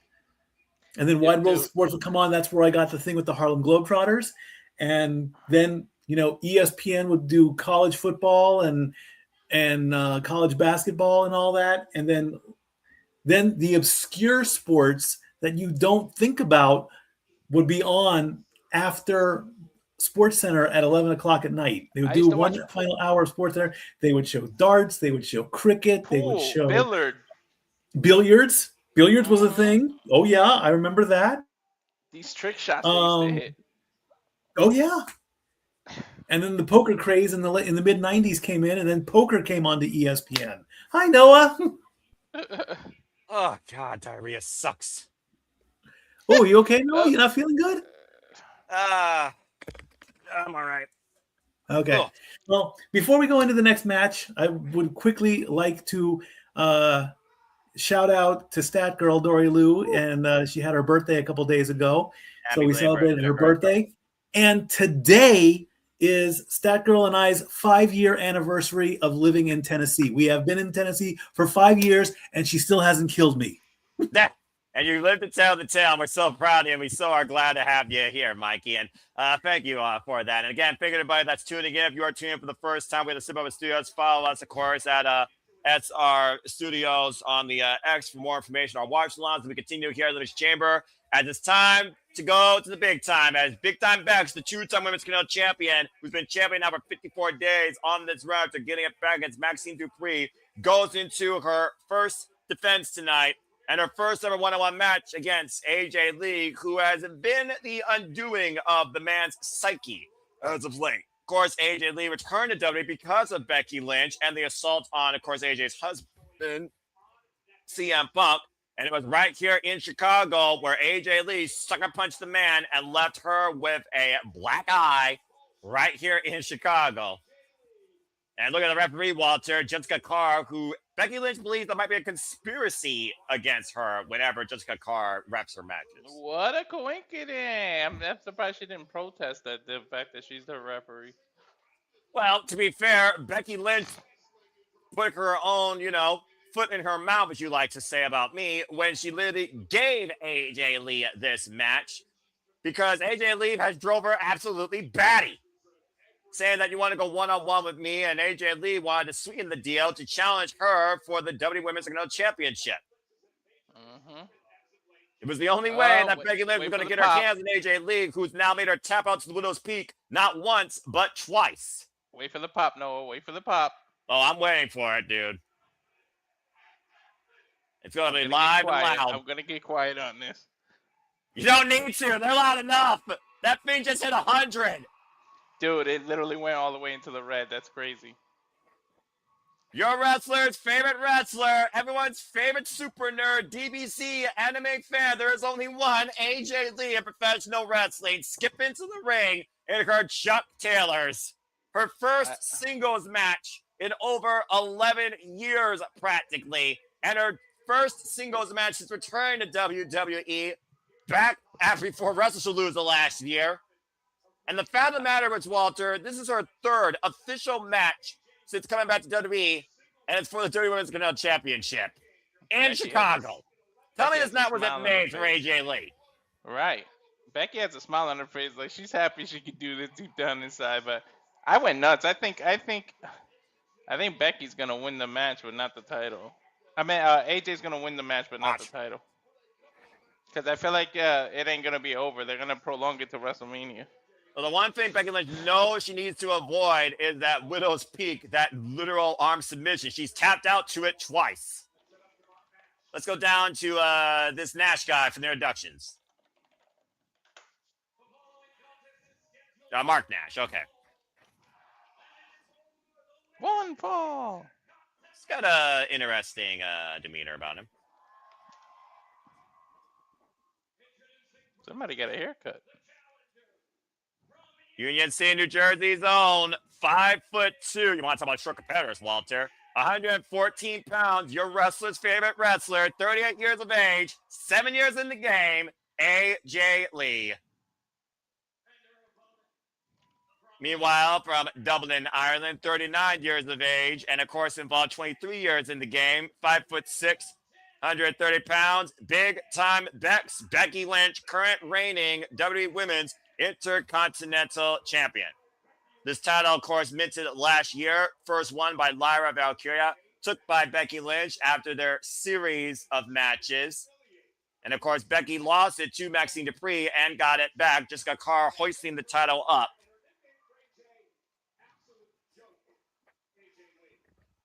course, Becky Lynch, though, has been taking cheap shots against AJ Lee every chance she could get on the mic and behind her. Bell Reigns are underway for this Women's Intercontinental Championship match and this first time ever one-on-one affair. Bell rings. Again, is Becky Lynch going to be able to see herself in the mirror if she taps out to AJ Lee here tonight again and loses her championship? She's gonna be disappointed. But how is Chicago going to feel? We've heard Chicago knows how to throw a riot if AJ Lee loses tonight. Let's throw a riot. That's why I said she might win the match, but not the title. But you know as well as I do, Walter, the biggest detriment to any wrestler is ring rust. And yes, AJ Lee came back. She's been in the ring now 3 times officially. But besides that, Becky has been a constant. Why she still believes that she is above everybody here. Becky Lynch has been the non-stop consistent worker. She's no stranger to this atmosphere of Chicago that has definitely booed her out of the building before. And it's not just her saying it. ESPN has said it. I can do this. Go ahead, keep saying the publicity. How about no DQ, why don't you? Just say it all, why don't you? Is she wrestling with a jacket on? She gotta be hot as shit. Or is that just the whole gear? Oh, okay. It's probably just the gear itself. Yeah. AJ Lee, no stranger to winning gold here in Chicago. One of her earliest championships wins here was in Chicago, of course. A former 3-time Divas champion, of course. Held that title. A cover here.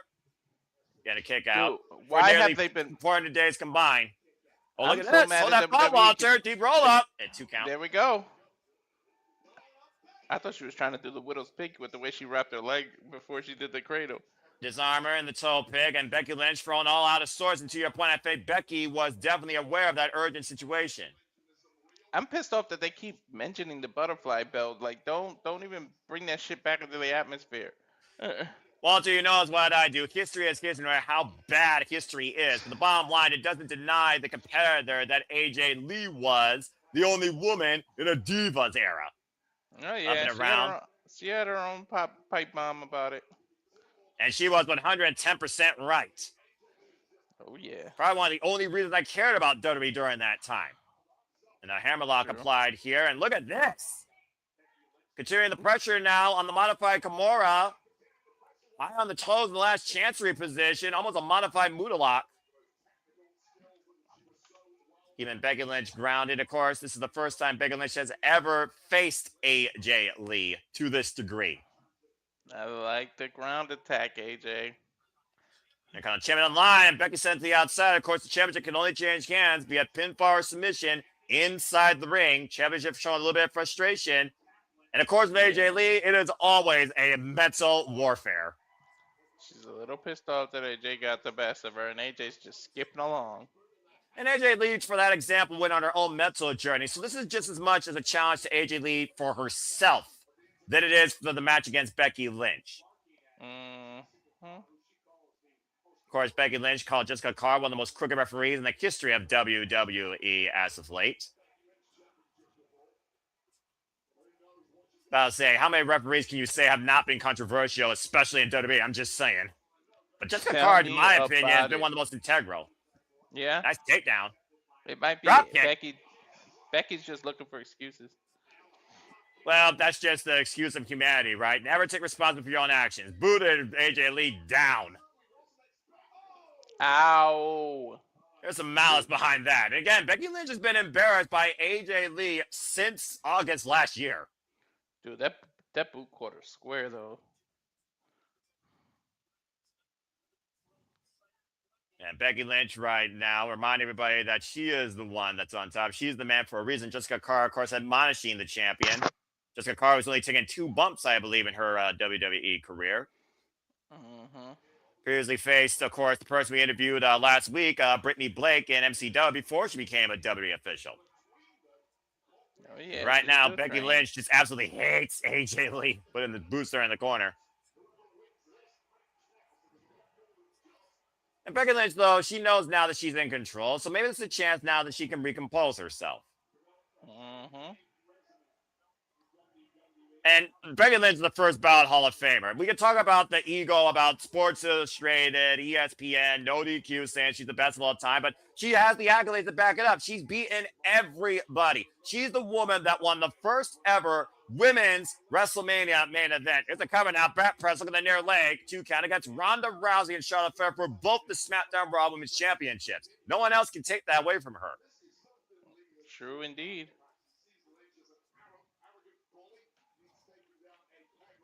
Of course, AJ Lee talked about how Becky Lynch ignited a fire in her after assaulting, of course, and insulting her husband, CM Punk. You need to stop. And every time she saw her, she wanted to punch her face. Stop focusing on crowd reactions and focus on your opponent. She keeps like worrying about how the crowd. To be fair, though, Walter, we are in Chicago, and this is literally Punk and AJ Lee's world. True. You might as well say that Becky Lynch is facing 20,000 people. Right. It doesn't get more hostile territory than the opponent of AJ Lee for the women of WWE in Chicago. Now Becky Lynch squaring up AJ Lee in the corner, jumping forward with that forearm. Becky Lynch now, dipping boot, now hooking up for the back exploder.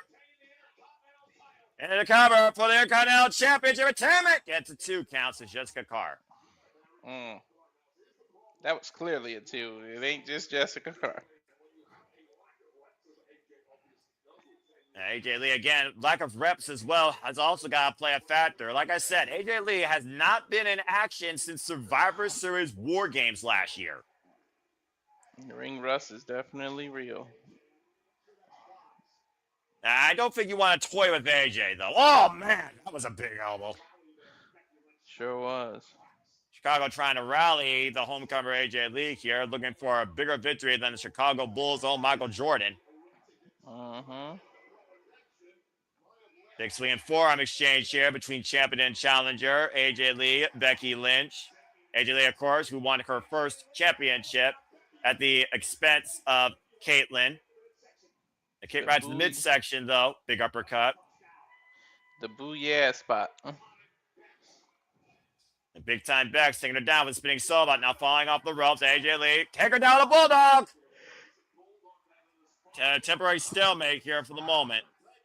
Dude, she put some oomph in that bulldog, didn't she? But considering the implications that are at hand here to walk into WrestleMania as the WWE Women's Intercontinental Champion has to make this even more of an importance. Not to mention AJ Lee proven to herself more than anyone else, she still got it. She could still be a champion. And definitely the speed and agility is on the side of AJ Lee. Picking up some momentum here. Becky able to sidestep her again. Whip for that jumping side kick. AJ Lee able to scout it. Now Becky pushed off by the Chuck Taylors. AJ Lee going up to the second rope. Hooking the head. For a tornado DDT. Going for it. Okay. And AJ Lee right now has rocked the champion. Shining Wizard! Ooh. The front leg kick on two. Well, she got a lot of knee too in that Shining Wizard instead of the ankle. I think the odds are starting to believe that AJ Lee can be a champion again as much as AJ Lee might think she can. AJ Lee, again, who has been such an inspiration for so many in this business, especially in this generation of the women's division. Looking for the man to slam the roll through Cazadora. Both legs down, cover. Scissor the cover, 2 count. Becky with a reversal, roll up, and 2 count. Both of them able to escape. The chess game here, and Becky Lynch again. Oh, man! Planning reverse DDT, cover, kick out at 2. Becky's got to be careful with these tilt-a-whirl moves because she can wrap her leg around her and turn that into the widow's peak. And that's clear what AJ Lee was probably going for, and Becky Lynch just literally drove her down with a modified reverse DDT. And you can see the frustration coming out of Becky Lynch here. Wait a minute. Becky now looking to go to devious, desperate means, removing the top turnbuckle pad and exposing the steel. And AJ right now, whoa, just preventing collision. Going to disaster there, swinging a miss, booted. Big kick by AJ Lee, sends Becky up against the rope. Kick. And toe pick takes Becky down. Uh-oh. Little lady's about to fly. But remember, there's not a lot of room up there because the pad is gone. Oh, it's happening again. Becky stopping AJ Lee on the ascent, to your point. Yeah, there's not enough pad to sit and stand on. There's nothing finesse here when it comes to the rivalry with these two women and the lengths they're willing to go, clearly. Let's not forget, Clearly. AJ Lee still a bit crazy. Superplex by Becky Lynch. Ooh, And she Becky held Lee on. lands in dishonor on AJ Lee, and AJ Lee is nowhere near those ropes. Bro, Trying to that counter was a this, nice, trying to roll Becky up, though, versus the pressure. Shoulders down. that was Horse a is nice begging to break. transition. Oh, man, caught with a high kick. That was so smart by Becky to transition into a submission. Yeah, Juju Katami, the cross arm breaker. Becky Lynch, though, down and doing the cover. Gets 2.5 off that high kick. Slow to follow up, though. I think frustration is starting to get to both women. And Jessica Carr is realizing that the turnbuckle has been removed. Mm-hmm. Protected padding, of course, has been removed from that steel ring. And Jessica Carr doing her job. And now AJ Lee. Oh, no! Woman roll up by Becky. Jessica Carr position on the cover. Gets a 2 count. That's the first time I've seen a referee get hit and not get knocked out for 20 minutes. Becky just high kicked Jessica Carr in the side of the head. That was on accident, though. And now AJ Lee trying to take advantage, though. The Willow peeks in on Becky Lynch, but Carr's out, and Becky's tapping out. Yeah, but the ref ain't around to see it because of that high kick. But kudos to AJ Lee holding on to the hold. But again, to your point, Walter, and I literally called it on City Predicting. Becky tapped out again, but the referee's indisposed. AJ Lee should be the no champion right now. Oh, She Becky landed from right behind. on top of Jessica Carr. Just attacking AJ Lee. Champion's advantage at this point. The champion is in full control right now. She's probably going to go get a chair, if I'm being honest. Well, at this point, does Becky want to beat AJ Lee? Does she want to embarrass her? Does she really want to retire her? She's survived her. 19,000 all over. Becky Lynch saying you tapped out, but it doesn't matter unless the referee calls the tap out, folks. It's all for naught right now, and Becky Lynch is hammering her way with AJ Lee, just throwing her against the barricade. Becky glancing back at her championship on that podium. Jessica Carr is still down for the time being.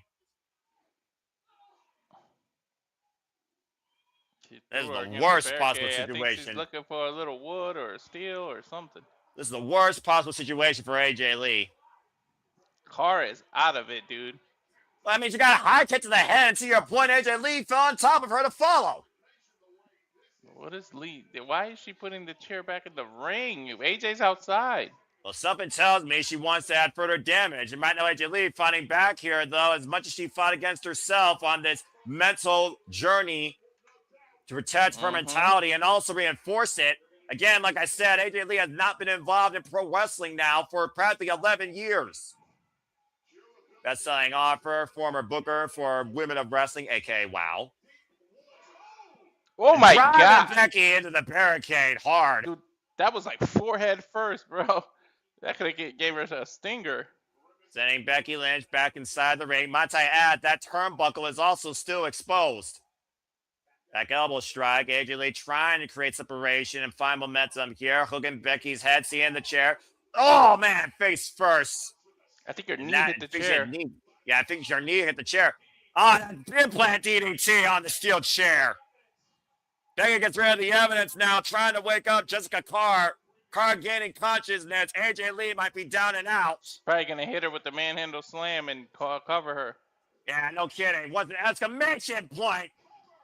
The cover by Becky and kicked out by AJ Lee at 2.5. Oh, shit. Didn't expect that. And Becky can't believe it, to your point. Becky can't blame Jessica Carr for that one.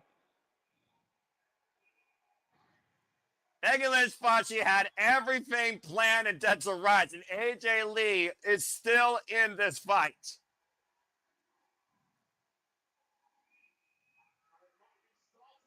And what does this do for Becky Lynch now? It makes her think where you're going. Becky tried to knock her into the turnbuckle, and Jessica Carr stopped her. All right, AJ Lee taking advantage of the schoolgirl roll-up. Get a 2 count. Again, this rivalry's gotten so heated and personal. Man, slam counted by AJ Lee. Great team arm drag escape. That was a nice counter. Oh, both women right now literally exhausting everything they have left. And sidestep, and Becky face first in the exposed turnbuckle. And Becky right now tripped again in the Widow's Peak center of the ring. And Becky tap, Becky tap, Becky tap. And AJ Lee wins. AJ Lee just won the title. She won the IC title. And again, she made her tap out to the Widow's Peak. AJ Lee is a champion once again in the WWE. Twice in one match, she made her tap out, no? Her first championship in 11 years. Well, I got that wrong. Talk about a hell of a homecoming for AJ Lee. Again, that's how we got here. That manhandle slam. Becky Lynch thought she had AJ Lee dead to rights. Deep hook on the far leg, and Jessica Carr only got 2.5 on it. Critical point to your point, though, Walter. Jessica Carr saw Becky Lynch drive AJ Lee attemptedly into that exposed turnbuckle. Schoolgirl roll-up, follow-up. AJ Lee nearly caught Becky there. And then this follow-up, sidestep. Becky went first into the exposed turnbuckle. Jessica Carr had nothing to do to stop that. And then that Widow's Peak once again trapping Becky Lynch. And big-time Bex taps out to AJ Lee. Hell yeah. And we have a brand new WWE Women's Intercontinental Champion. I'm going to bring Stat Boy back in to talk about it. Wow. I'm glad to get that one wrong. I think this is what I'm going to do some research on this one. I think this is maybe the third time in 3 matches where Becky has tapped out. I'm not certain if this has happened before. If anyone wants to put that in the comments, go right ahead to help me confirm it. I mean, we know Triple H beat Batista 3 times in a row, and I believe pinned him, but I don't think he ever tapped out 3 times in a row. So that's a stat worth finding. I'm glad I got this one wrong. Way to go, AJ Lee. I'm very happy, honestly, for AJ Lee. Talk about a way to really prove to yourself that you still can do this, and you rightfully should be here once again. Congratulations to AJ Lee, the 5th and brand new WWE Women's Intercontinental Champion. Sometimes being wrong is a beautiful thing. And to that point as well, Stat Boy, she tapped her out at WrestleMania. She tapped her out at War Games. In their first ever one-on-one match, she tapped her out again. Fat trick of Widow's Peak. Are we about to find out what's in this box here? I could get 2 shits about that. That being said, congratulations WWE again. is probably a podium, and they're going to announce the draft. Brand split, LOL. Papa John's Pizza? Really? I don't know how big that pizza brand is, but I know who's bigger than AJ Lee in Chicago might literally be the Second City Saint himself, as CM Punk will defend the World Heavyweight Championship next against Finn Balor. Is it the most obvious match in WWE history, or does Finn Balor ruin WrestleMania as we know it? We'll find out this commercial break. Fuck television. I'll be right back, guys. I'm going to warm up the oven for a pizza myself. It was a Chicago-style pizza from Papa John's. Deep dish. You know what? Well, they got deep dish here in Toledo at Pizza Popolis. So, I mean, I'll go to Detroit, Michigan, and get a deep dish there maybe. But when I go to Chicago, I'll definitely have to try deep dish when we're there.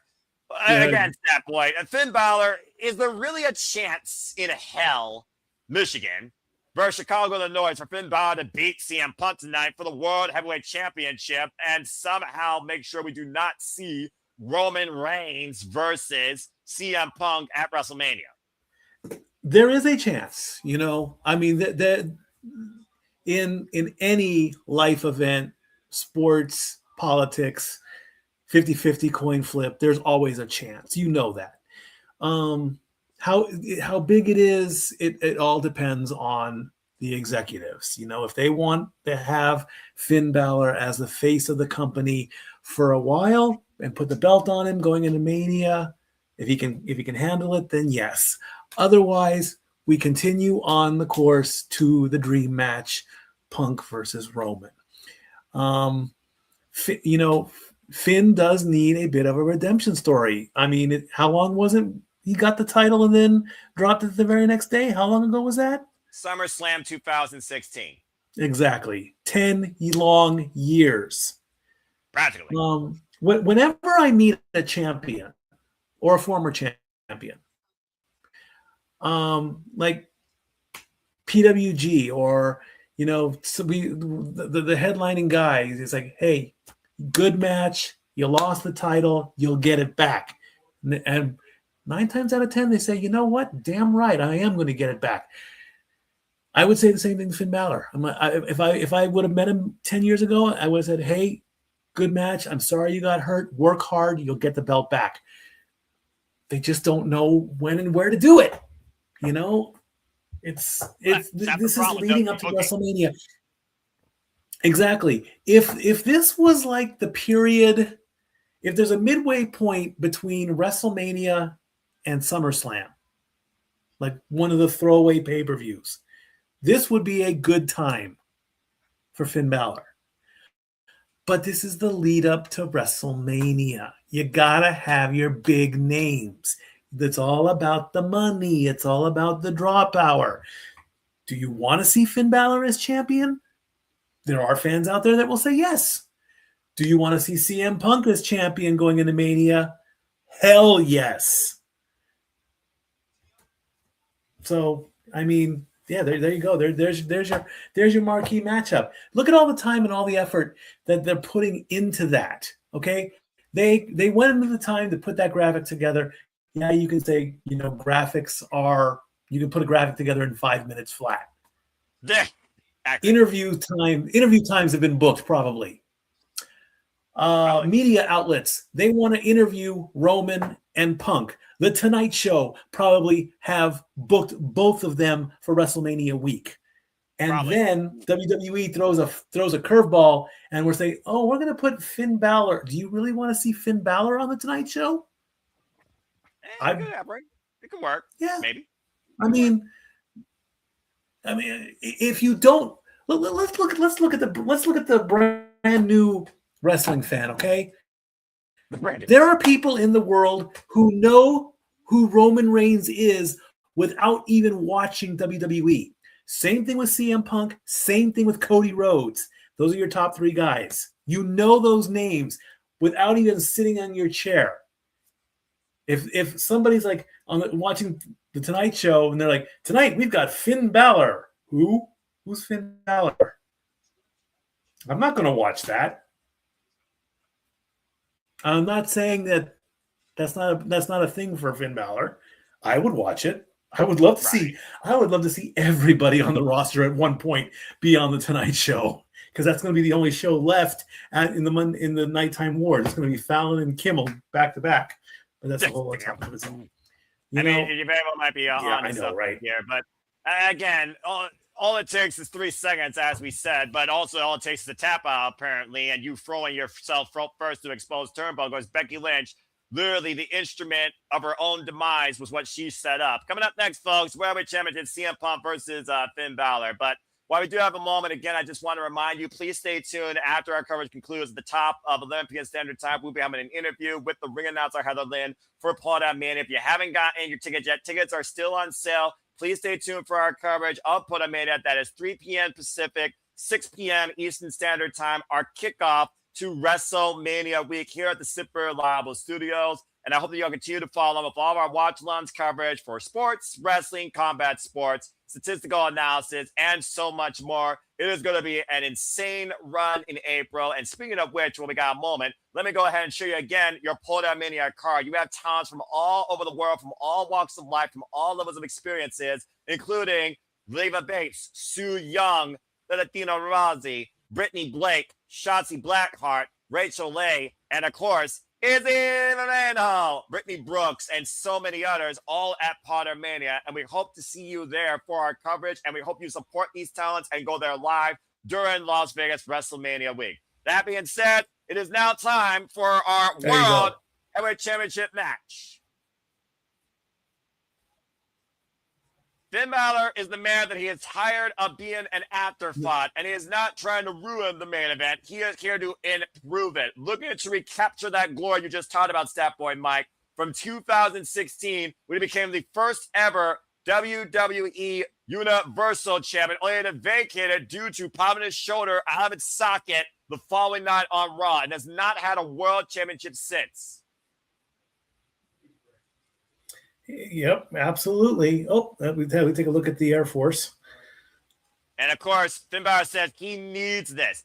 How driven is a man to the point you need something so bad? You're willing to do it on your own, but whatever it takes, considering the circumstances that this is Finn Balor's redemption arc. He believes that he should be the focal point. He should be the guy. He should be the champion. He should be the one on the marquee at WrestleMania, not Roman Reigns or CM Punk. And if he loses tonight, that is all for not enough of a pop in circumstance. This literally might be Finn Balor's last chance to even get close to a WrestleMania main event. Indeed, you're absolutely right. I mean, is his music the same? Is it? I mean, I see the evolution of Finn Balor. Oh, they are giving him his proper entrance. So yes, good. I don't know. I just I will say this, Mikey. I had 52 people. Shout out, by the way, to the 52 of you, plus the Team No DQ that submitted your predictions. Out of the 52 in the poll, it was not unanimous. 50 people went with CM Punk. 2 did pick Finn Balor. So clearly, some people want to see a change, but the majority definitely still see more of the same. Tonight, we will see if the Prince doesn't miss. Former 2-time NXT champion. His last World Championship accolade, as I talked about, was literally the NXT Championship, when he made a return to NXT to find himself once again.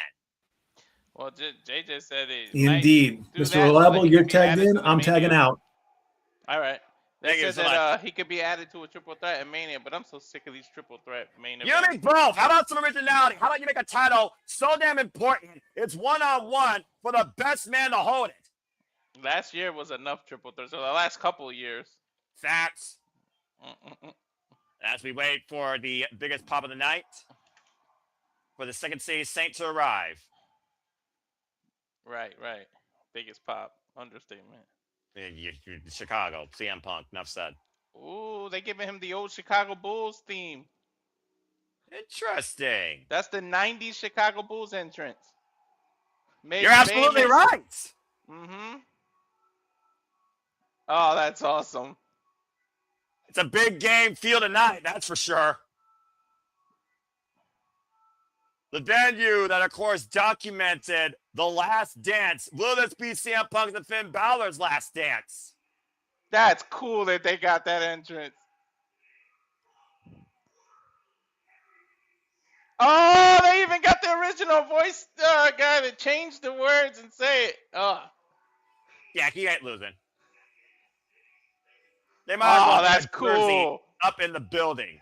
That's so fucking cool that they did that. Yeah, that is cool, I'll admit. That's like a WrestleMania kind of entrance. That's fucking cool. From nostalgia.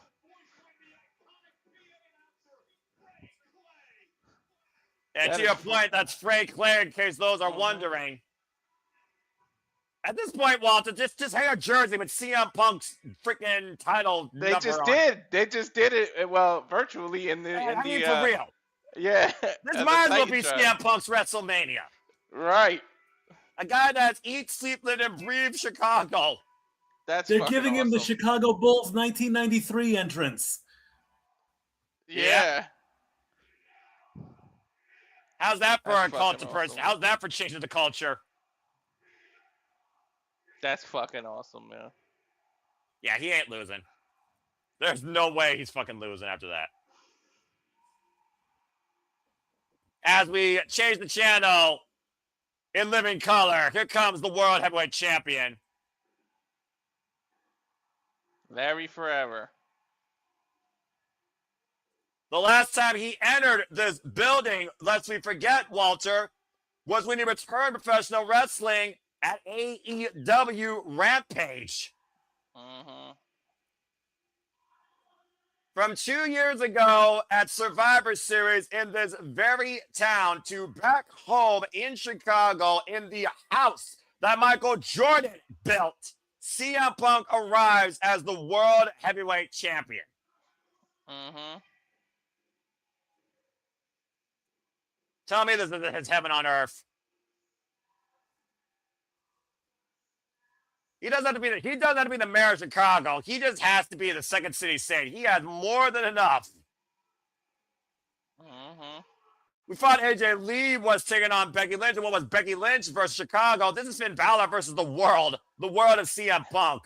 They didn't even show the meter because it probably would have broke. You're probably right. CM Punk has been a fighting champion now. His first WWE match in Chicago since June 2013. And his first career match in WWE in the United Center.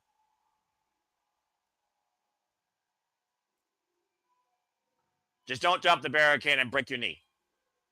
Right.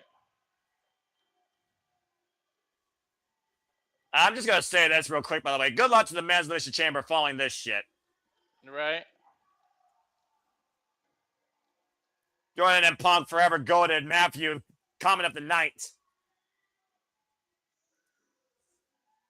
You know what would be more ironic? If CM Punk's entrance is longer than his match. I just gotta be honest here, Walter. Finn Balor is going into a no-win situation. You never know, dude.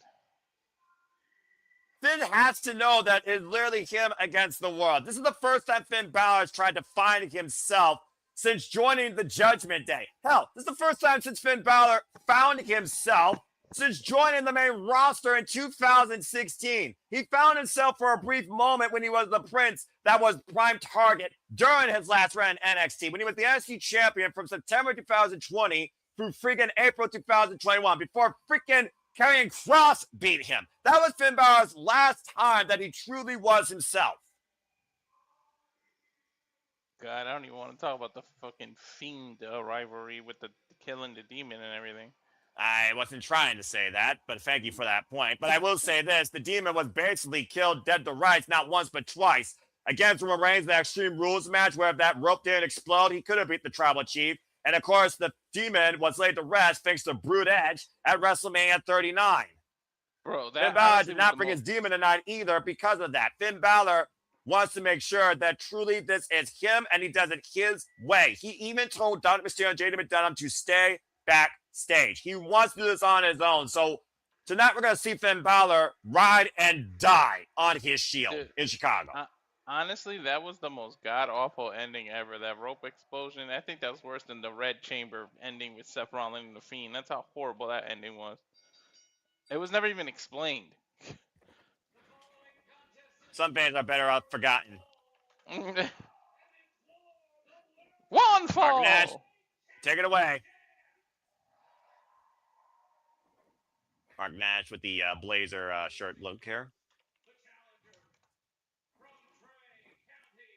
From Frankai with Iron and Finn Balor's 44 years of age, 24 years in the game, original leader of Bullet Club, Prince Devitt, former IWGP Junior Heavyweight Champion, inaugural W Universal Champion, two-time NXT Champion, former Intercontinental and United States Champion, of course, previously a four-time Tag Team Champion alongside JD McDonough in Judgment Day.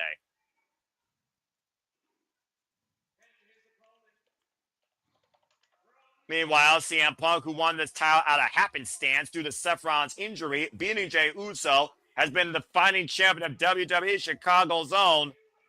47 years of age, 27 years involved in this game, trained by Fit Finley, Ace Steel, Dave Taylor, and Lord William Regal, amongst others. And there's our current World Heavyweight Champion, two-time now, 120 days.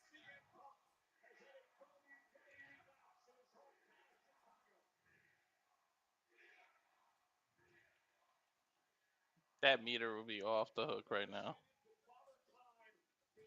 Punk understands, though, like we all do, Walter, that time is your greatest enemy. It is not the ring. It is not your opponent. It is not even yourself. It is Father Time itself. While he still knows that he has a lot to give, Finn Balor could really throw a monkey wrench in that, upsetting the world tonight and seizing the World Heavyweight Championship.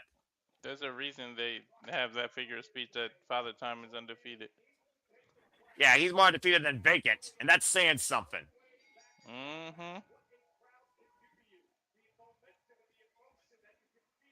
Finn Balor, of course, disciplined in Belfast Island, knows what a crowd can do, knows what the noise is about. John Cena said it best himself. It's the noise that defines you more than anything else in this business. Finn Balor, CM Punk 2. Continental tie-up here. And I'm about to say, Finn Balor International, we talk about Chicago Bulls, we're talking about the home game field advantage here, home versus away. How many times the away team won in any sport? So I'm not going to count Finn Balor completely. I'm also not going to discount the fact that anyone internationally knows how to handle this hostility or knows they're going to deal with this.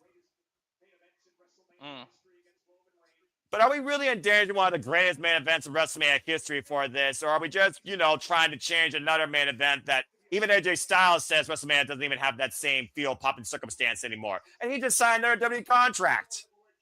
Right. The full Nelson applied here, and both these men jogging for position right now in the full Nelson exchange.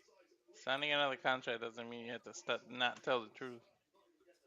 Look, sometimes you just got to quit being the corporate shill and just realize what things actually are. The cover of the roll-up, it's a 2 count here. WrestleMania is not the end-all be-all it used to be. And if Finn Balor was to win here tonight, I feel like many people in the WWE universe will echo that sentiment even more. I think people have been waiting for Roman Reigns to be the marquee singles match again. Some people, more than others, versus Finn Balor. Back elbow strike as the cover. Why Finn Balor's been an accessory, not even the leader, an accessory to the most extensive act in Monday Night Raw Monday Night Raw history. Dude, look at the focus on Balor's face. Cover. Well, Finn Balor knows he has to focus on CM Punk. He can't focus on the audience. He has to take the audience out of it. And Finn Balor said he's not trying to literally ruin the main event. He's trying to improve it. But more importantly, he's trying to find his own way to the main event. Mm-hmm.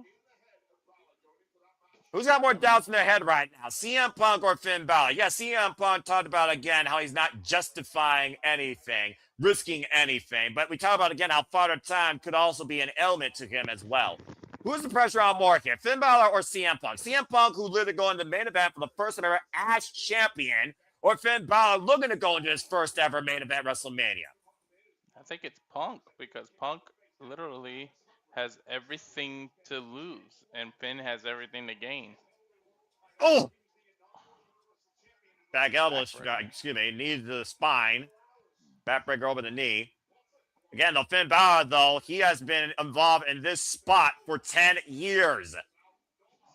One pound strike and just a cheap kick right to the front of Finn Balor. Now CM Punk fought up again, dropping the knee across the forehead. And he never disappeared and took a break to have to come back either. He's been there through all the ups and downs. Yeah, meanwhile, CM Punk took 10 years to get away from the business that made him sick in the first place, and it was due to the corporate office, not due to the brand. Mm-hmm. And some would say now he's Mr. Brand. He's Mr. TKO. To think, at one point, CM Punk once told a different champion, be the main event of a buy one, get one free extravaganza of a weekend, and CM Punk very well could be that 2 years in a row. True indeed. Up and over. The irony of words. Overhead shot there by CM Punk to Finn Balor. Now both these men exchange the ring. Of course, championship advantage here. Title to his hands. We have Finn Balor's mission inside the ring as you see that giant WrestleMania sign looming high above the arena. Mm-hmm. What a knife shot. Of course, the last time CM Punk defended the championship was against the phenomenal AJ Styles in their first ever one-on-one encounter in WWE. And Finn Balor ruined it to a no contest, which raised the ire of CM Punk to get him this match in the first place. Been a very slow, methodical approach here by both these men. Neither man looking to make a mistake so far in the early going. I don't think anyone can afford to make a mistake. Crowd counting along with CM Punk right now, who's teeing up against Balor in the corner in the overhead position. Finn Balor escapes, though. and drops CM Punk awkwardly against the ropes. The Irish whip off the ropes. Kitchen sink knee, takes CM Punk up and over. The irony of an Irish whip when it's done by Balor, huh? Right? The extra Irish whip. I'm glad you said it. I'm glad you said it, not me. Last time CM Punk, of course, had a match here in Chicago in WWE was for the World Heavyweight title when CM Punk was the WWE Heavyweight Champion against Chris Jericho in a Chicago street fight against his family at Extreme Rules 2012. And a stop to the midsection of CM Punk. Of course, following that, a Chicago run involved QT Marshall and AEW, MJF in a 38-minute belter at the Wintrust Arena. And the last time CM Punk was involved here in Chicago was, of course, alongside FTR, defeating Bullet Club's Jay White and Juice Robinson and Samoa Joe on the first episode of Collision in the United Center. Kick to the CM Punk to the side of the head. And of course, you figure out again, Finn Balor is not only trying to slow down CM Punk, but of course, working the core for that coup de grace, that double stomp off the top rope. A shot in the midsection there by Finn Balor. Right now, teeing off again. We saw how many coup de grace Finn Balor did against CM Punk after he assaulted him in that post-match against AJ Styles. And CM Punk has not been in action since that championship defense, by the way, because of that assault. A knife chop.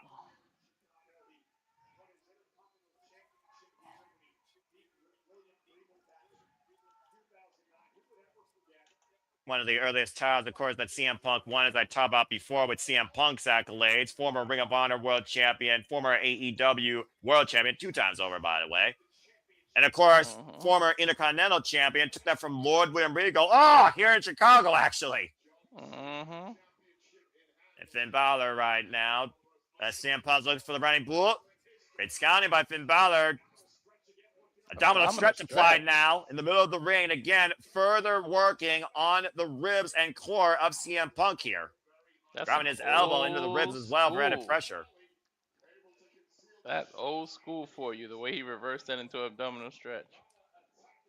And look at the way Balor is rubbing his forearm across the ribcage of CM Punk, adding even further pressure to this hold on the most vulnerable part of his body. Locking him center of the ring. It's smart. He's literally, they call it a stretch for a reason. He's literally stretching his ribs, stretching his shoulder, stretching his pecs.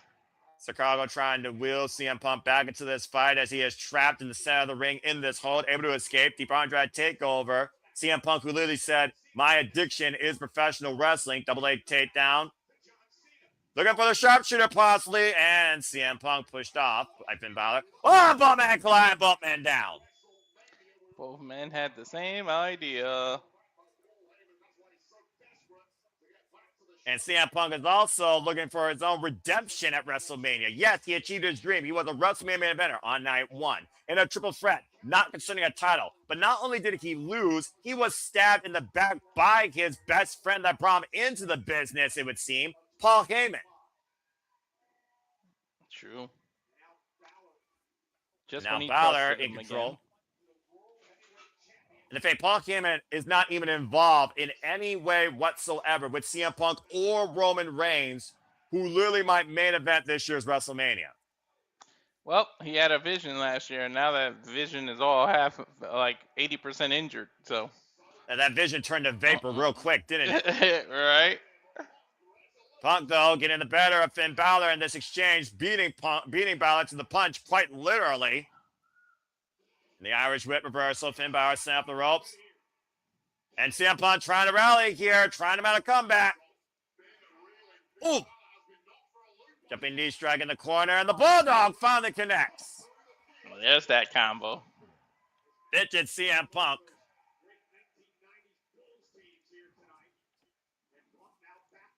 And Punk now with Finn Balor in a photo position, looking to hoist him up, possibly for the GTS. And Balor able to escape. Knows the danger of that move. And now the sidestep, Balor sent to the outside. CM Punk now looking to follow up here. Going for Brown with a toe fake, so it's Cena driving Balor hard. Back first in the announce table. Ouch. And now the lower back of Finn Balor, to your point. might be compromised against those newly enforced announce tables that we've seen. Those things are not built the same way as they used to be. Hell no. Of course, CM Punk, though, breathing much more heavily. You see the rising cavity on his core with the damage done by Finn Balor. Not just that, but over the last few weeks. You know Punk's not going to take a count out here. Mm-hmm. Especially in his hometown.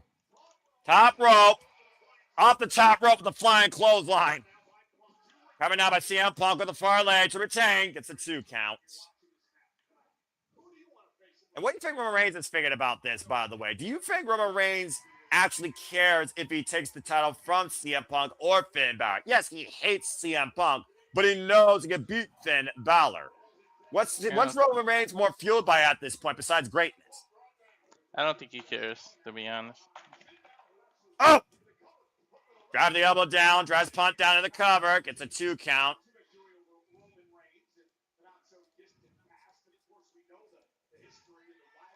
And of course, we know the history of Roman Reigns and CM Punk going all the way back to when Roman Reigns was brought up as security, booked as the Shield, CM Punk's special insurance policy. And Punk dragging himself up to the corner, and Finn Balor again teeing off here against the Second City Saint. Oh!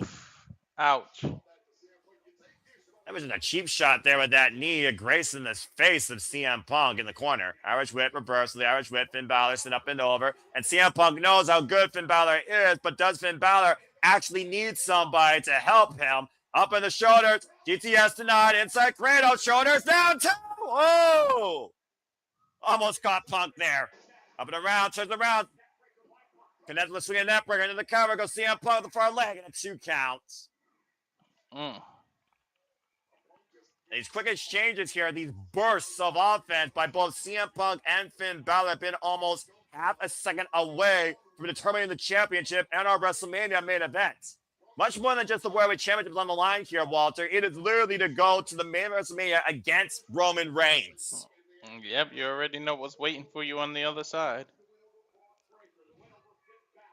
And of course, CM Punk wins over Braun Breaker. Wins over Finn Balor. And again, up kick there. And of course, the fighting champion can only stay champion for so long before the wear and tear of the body or the luck runs out on them. Again, CM Punk's been champion, folks, during this run now for 120 days. And this is already his 4th defense in that run. It's amazing how fast time flies. 120 days. It seems like just the other day he won that. Beat Jey Uso at Saturday night's main event in November.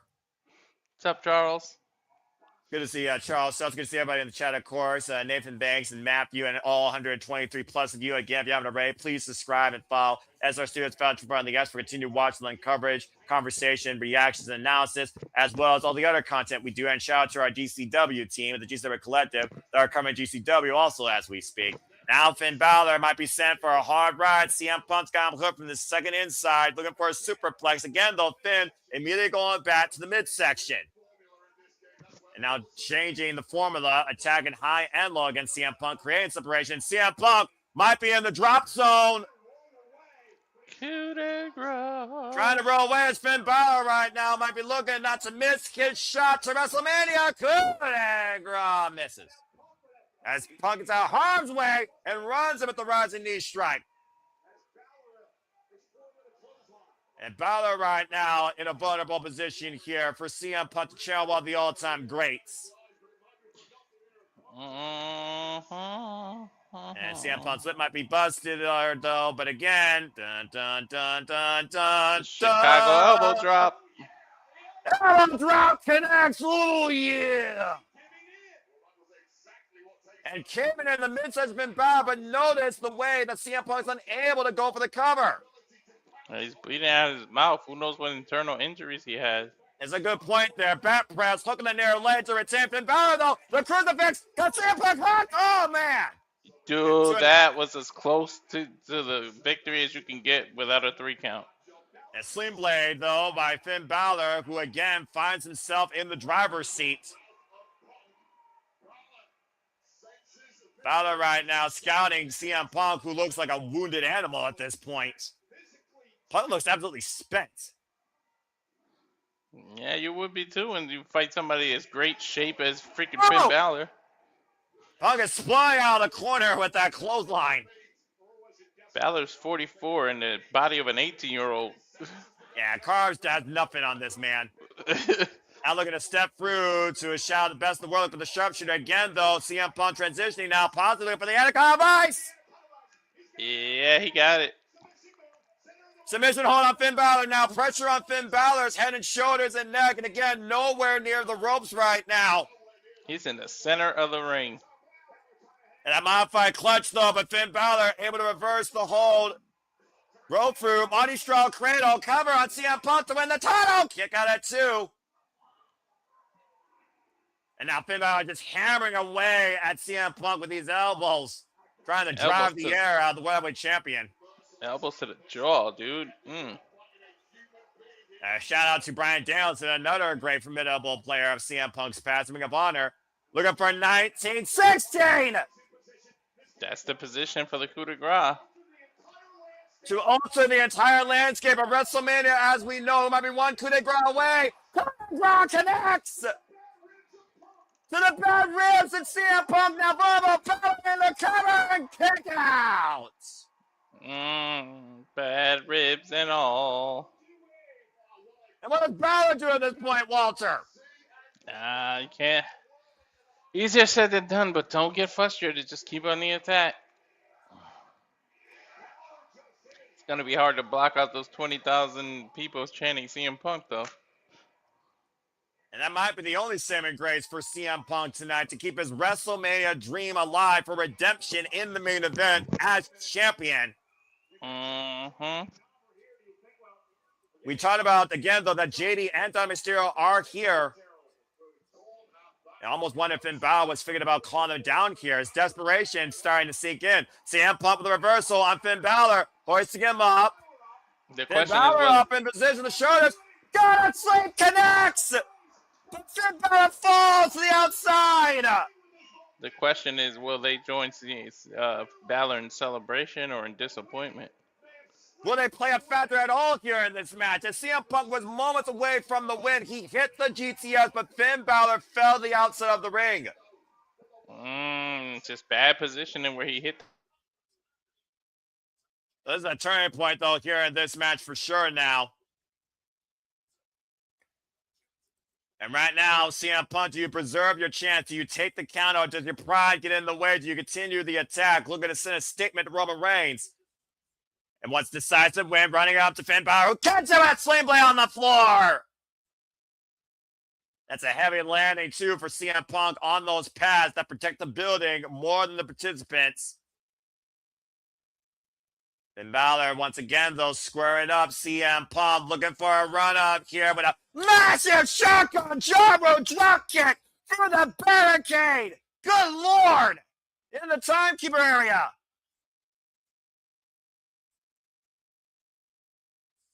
Broken body out of the heap is CM Punk right now. And Finn Balor's sense of urgency, knowing the mission, the task at hand to bring CM Punk inside the ring, to go for the win, to put your name up in the lights of WrestleMania in the main event. CM Punk catching Finn Balor again, looking for an urgent GTS. Finn Balor escapes, and another Sling Blade connects, takes Punk down. CM Punk has really been a step slower than Finn Balor for probably the entire duration of this match. And another shotgun drop kick connects. And once again, Punk in the drop zone. Punk survived once, can he survive again? Finn Balor to the top, low, looking for the coup de grace, but CM Punk catches him in midair into the ankle pick. Turns it around, steps through. Into a strong shooter. And he's got firmly in, middle of the ring.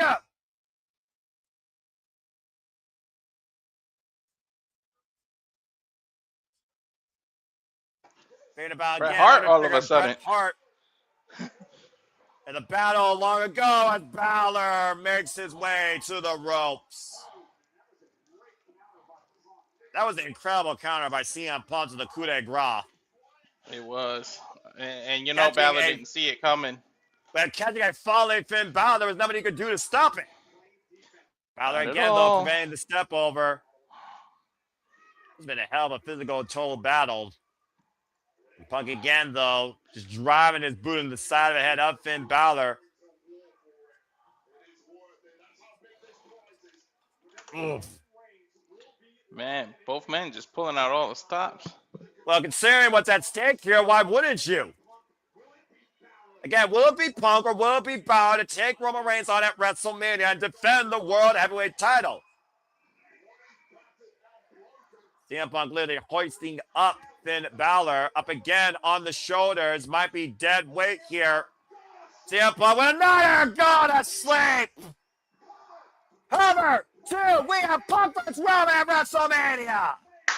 Retention. Boy, but he had battle for it, though.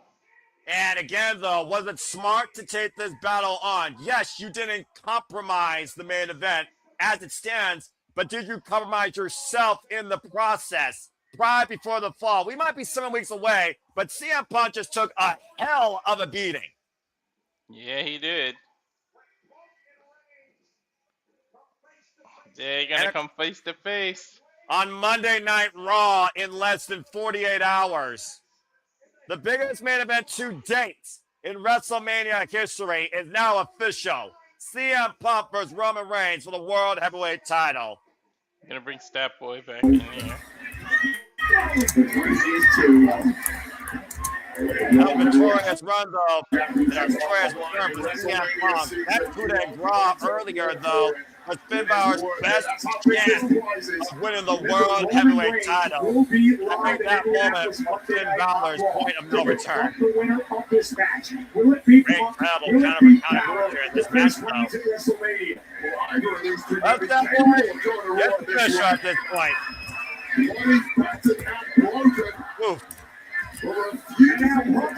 And again, Matthew, predictability in wrestling is not a bad thing, especially when the predictability to the result was earned. And CM Punk earned that win here tonight, Chicago.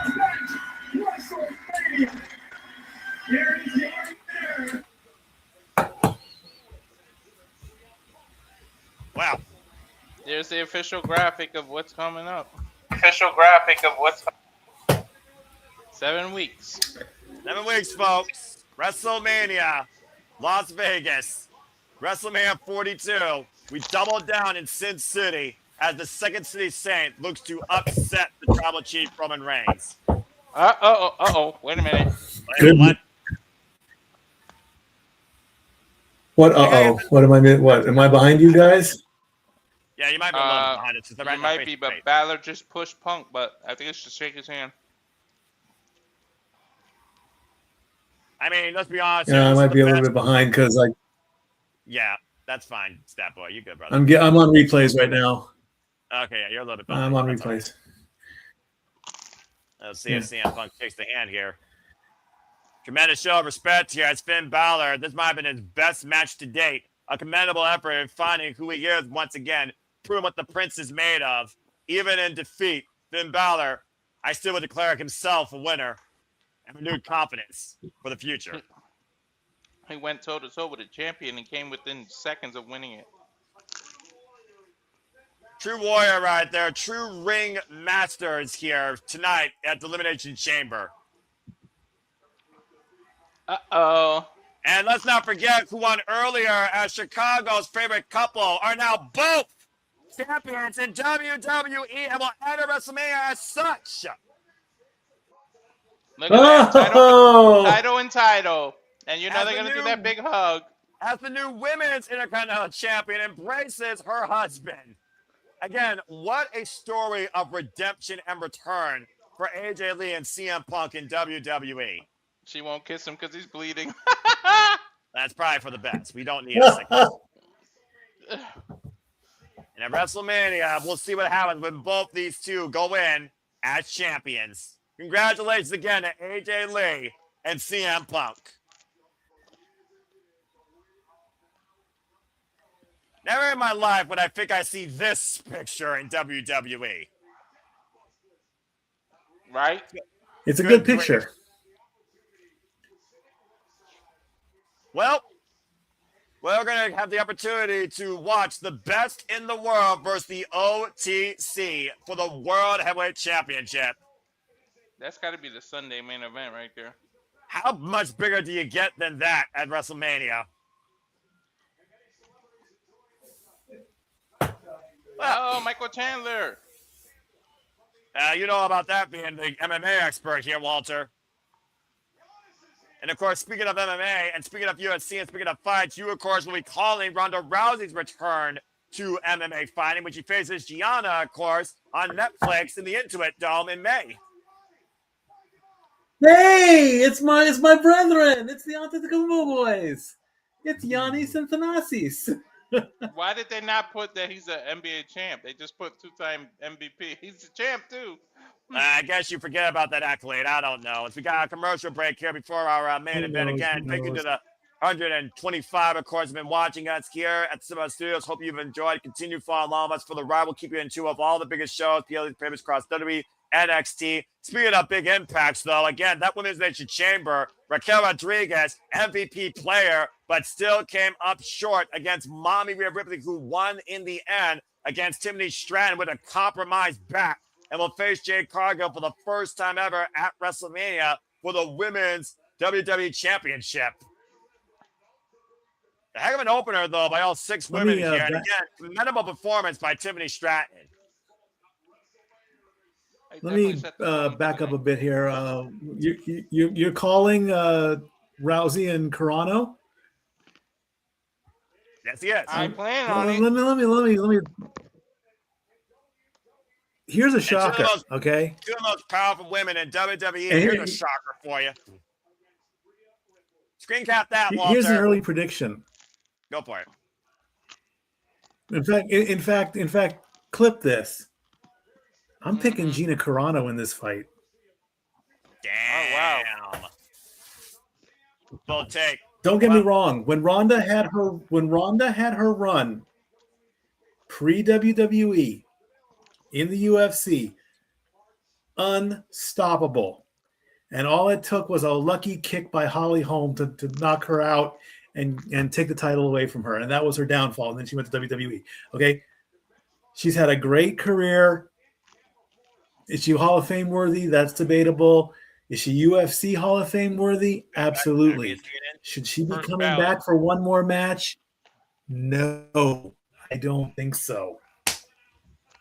If this was the Ronda Rousey of when she was pre-UFC, this match would be an easy pick and an easy win. I would go Ronda all the way.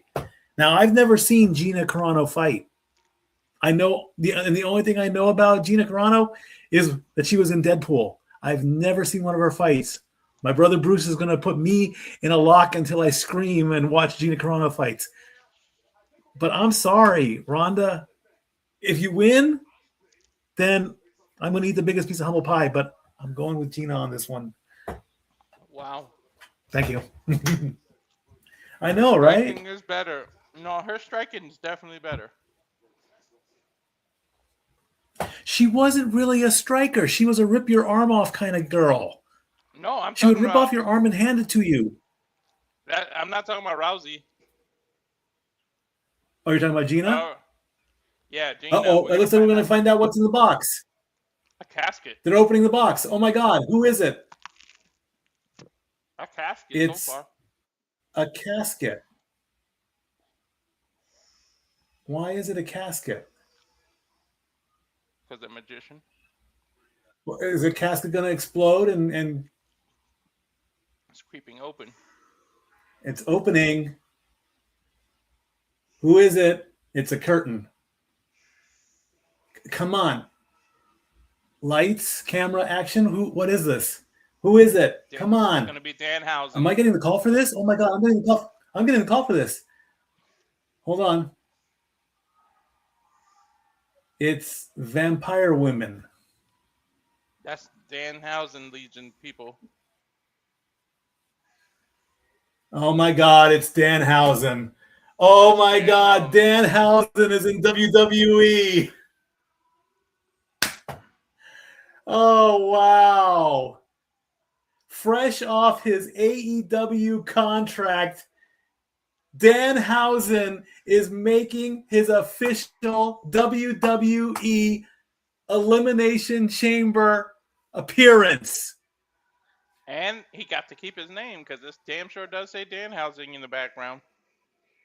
Yes, it does. I would have loved to have said this on Simply Predicting when I first heard a rumor of this. I don't know what they're going to do with him, and that worries the hell out of me.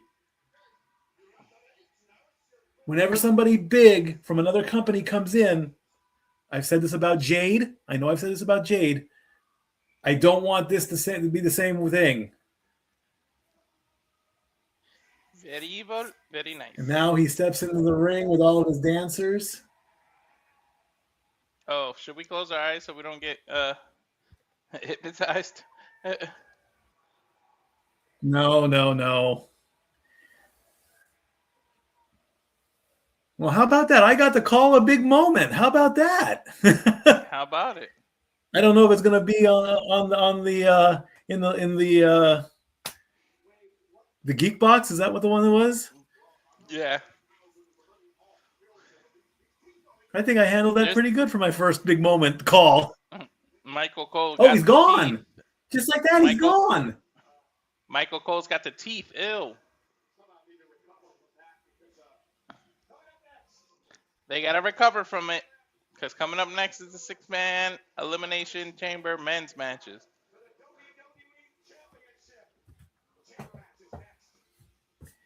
Randy Orton, LA Knight, Cody Rhodes, Javon Evans, Trick Williams, and Logan Paul.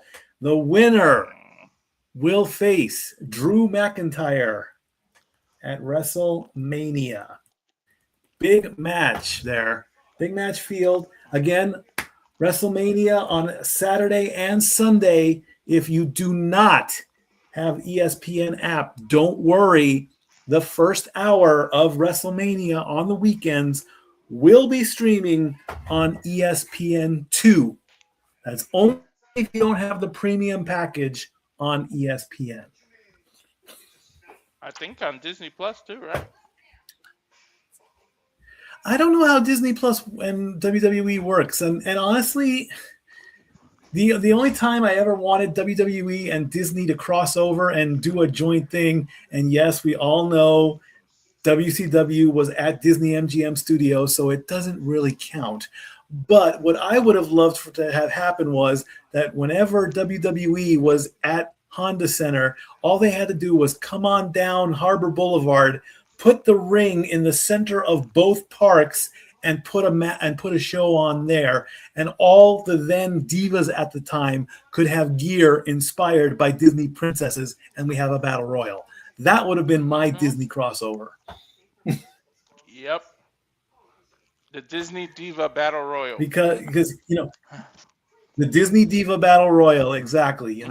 Becky Lynch could have played Merida from Brave, even though it's Scottish and Ireland together, but the accents are pretty darn close.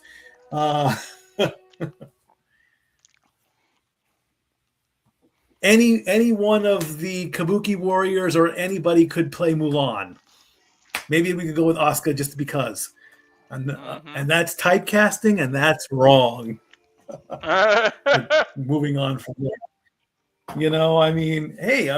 And there were moments where Disney actually was mentioned. You actually could say the word Disney and Disneyland on WWE programming. We know that Alexa Bliss is a Disney girl. I think Nia Jax is a Disney girl as well. Mick Foley is definitely a Disney boy. He loves Disney. I would guess that I would say any of the superstars that have children are Disney family. I would hope Cody and Brandy and Liberty are a Disney family. Hi, Sakharov. I'm sure the Usos and Roman and everybody with as many kids as they all have. Yeah, that'd be a good one. Yeah. But it's like, I would say that Disney and WWE are the top two franchise businesses in the world. I mean, WWE is global. Disney is global. So, you know, I think there was a time, I think The Rock actually took a picture on Splash Mountain one time, just before the great matchup. They both went to Disneyland, you know? I mean, if sports teams can go to Disneyland after the big game, why can't WWE superstars? You know? True. Charlotte Flair, you just won the WWE Championship. What are you doing next? I'm going to Disneyland. Oh, Chelsea and Matt. They are big Disney people. Oh yeah, that's right. I think they're more Disney World than well, no wait. I think they've done Disneyland before too. Jeff, where are you to back me up on this one? How many? Could you imagine Ron Killings at Disneyland? He'd be thinking he'd be at Universal Studios. Right. I ain't afraid to say it. That would actually be hilarious, though. I don't see CM Punk as a Disney guy, but maybe I'm wrong. I can see AJ Lee skipping all the way down Main Street. True.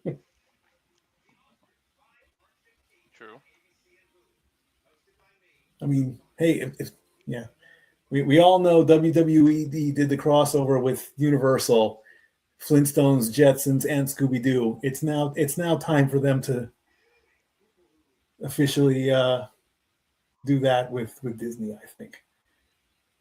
And I need to try Cody's vodka. I have to get a bottle of that too. I will do if I ever. It has to be sold here in Tennessee somewhere. I've tried Stone Cold's beer. It should be. I've tried Stone Cold's beer. I still have the bottle of Terramana. I still need to try real American beer. Even though Hogan's not with us, I still have to try his beer. And I definitely need to have a bottle of Wheatley American vodka. 49 days away as the Black Stadium of Allegiance Stadium has the WrestleMania sign and logo on its facade just outside of Las Vegas. You have to go along the freeway there, and Allegiant Stadium is the first thing to do. Noah Foster is here. I'm tagging out. Enjoy the match, and catch you all later. Thank you very much, Stat Boy Mike's. Again, folks, we truly now are on the road to WrestleMania. You saw the times that will be live. You saw the special announcement that the first hour will be live exclusively on ESPN. Of course, it'll be on ESPN Unlimited for the entire show on Netflix International. WrestleMania 42 from Allegiant Stadium in Las Vegas. Sounds like I didn't miss much. And thank you again now to the 131 that are watching along. Of course, we saw in our opening. Go ahead. All you missed was Danhausen's debut. Oh, okay, that's nice. And evil. He came out of a coffin, which was in that box. Yeah, okay, then so it was a box in the box. I was right. Yeah, anyway. and then he gave Michael Cole the teeth, and then he did a magic trick in the ring and disappeared. Okay, that's a thing. Anyway, on a night where we saw Rhea Ripley overcome the Elimination Chamber after rip-tying Tiffany Stratton and punching her ticket to WrestleMania to face Jade Cargill for the first time ever. Make the title matter again.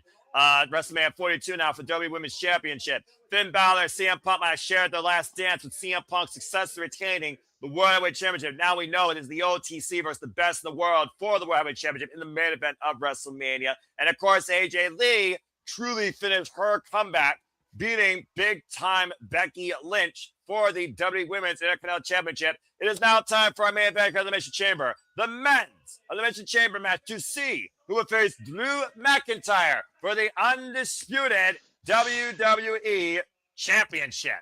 With the youth of Evans, yeah, he should start this shit because he won't get gassed out. And of course, for those that don't know or just now tuning in, I need a reminder, 2 superstars will start in the ring, 4 will be locked in pods. They will come out in intermittent intervals. Eliminations occur via pinfall or submission, and we keep going until the chamber is empty with only 1 participant remaining. And that participant is off to WrestleMania to face Drew McIntyre for the WWE Undisputed Championship. Oh my gosh, diarrhea is a pain in the ass.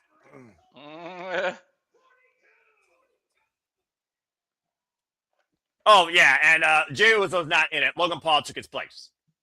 Yep.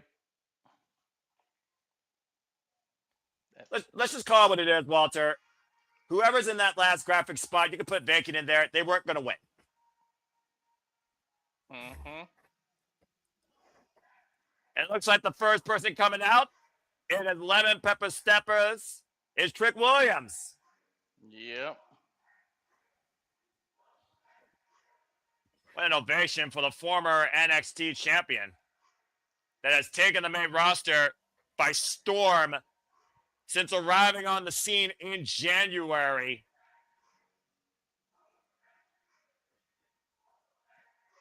Thank you, by the way, for not doing about to say. No, go ahead. Updating the graphic. You were saying. Oh, I was just saying that there's no way they can keep this man heel for much longer, dude. This dude is over like Rover. I don't know if you've seen an NXT superstar be this over when they come to the main roster like Trick Williams. Not this quick and not this short of a turnover, especially in y'all's NXT. This is the first, in my opinion. And you think about first-round draft picks from NXT last year. Ilya Dragunov, Carmelo Hayes, Braun Breaker. None of them have captured the star power in a bottle like Trick Williams. And, of course, Trick Williams, let's not forget, last time he was here in Chicago, CM Punk was special guest referee for his match when he won the NXT Championship back against All Eagle and Page. Whoop that Trick. Don't. I like it. Oh, I was going to thank you for actually having more of a brain than Booker T. Never mind, you lost it. You disappoint me. Well, 6'5" of this dude, or 6'4" 3/4, whatever the hell it is. Trick Williams qualified for this match, folks, beating Carmelo Hayes and Damian Priest, by the way. And this will be his first ever WWE Elimination Chamber match. This is his Chamber debut. Well, his fiance's a champion now. Let's see if he can get to WrestleMania and become one. I still can't believe the bougie bitches won the tag titles. Again, WWE. Why? Here's why. We don't give a fuck. Yo, wait till they go back to Memphis again with Trick. Because that's where Whoop That Trick originates from. Yeah, that's fair. He looks like a man that has no fear whatsoever for what's ahead for him inside the Elimination Chamber. We talked about before, Kiana James was very non-intimidated by the structure. And we'll see if Trick Williams can handle that as well, while he will be the first one locked up inside a pod. Trick is a sleeper, dude. In more ways than one. Oh, Drew McIntyre said that he wanted the SmackDown roster to come after him, and boy, did he make a list of enemies, and Trick Williams had no problem getting in the face of the WWE champion. Anxiety, claustrophobia. Whew. Yeah!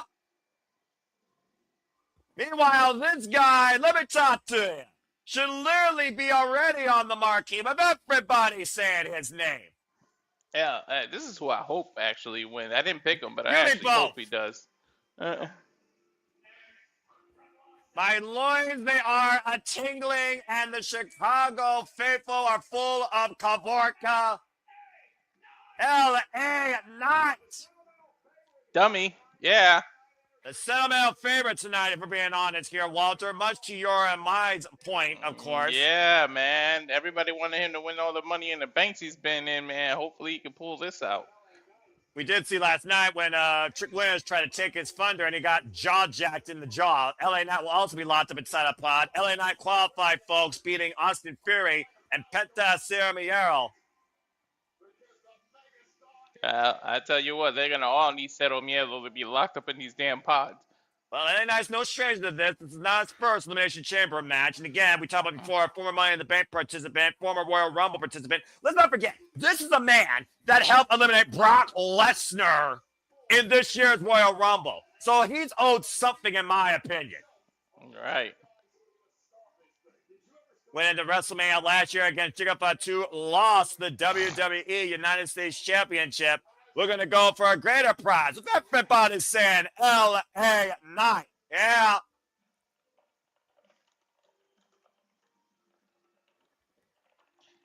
I would leave Javon to start it. I think Orton's probably gonna come out next to be in the pod. Well, Randy Orton did endorse Javon Evans as the future. I would have Javon and Logan Paul started. Your two youngest people. They could handle the whole match. Last time LA Knight was involved in the Elimination Chamber was 2024, by the way, in Perth, Australia, against Drew McIntyre, Bobby Lashley, Kevin Owens, Logan Paul, and Randy Orton.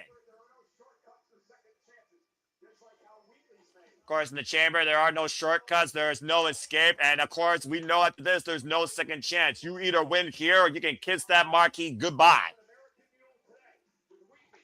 The last chance.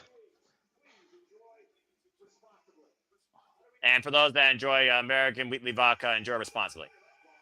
Oh, nope. They're doing Logan. Well, who cares?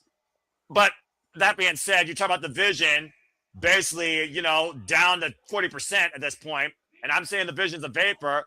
Logan Paul, the Maverick, might be the last chance the vision has of getting a vision of being part of any WrestleMania plan. The vision is down to 50-50 instead of 2020. There's only two people left. Braun Breaker injured. Seth Rollins excommunicated on injury. Bronson Reed out indefinitely. And, of course, Jey Uso, who was supposed to be involved in the Elimination Chamber match, was somehow attacked and assaulted last night, carried out on a stretcher, which allowed Logan Paul and Jigga Fatu one last chance to get inside this match. And the Maverick won last night on SmackDown to earn his way into the chamber.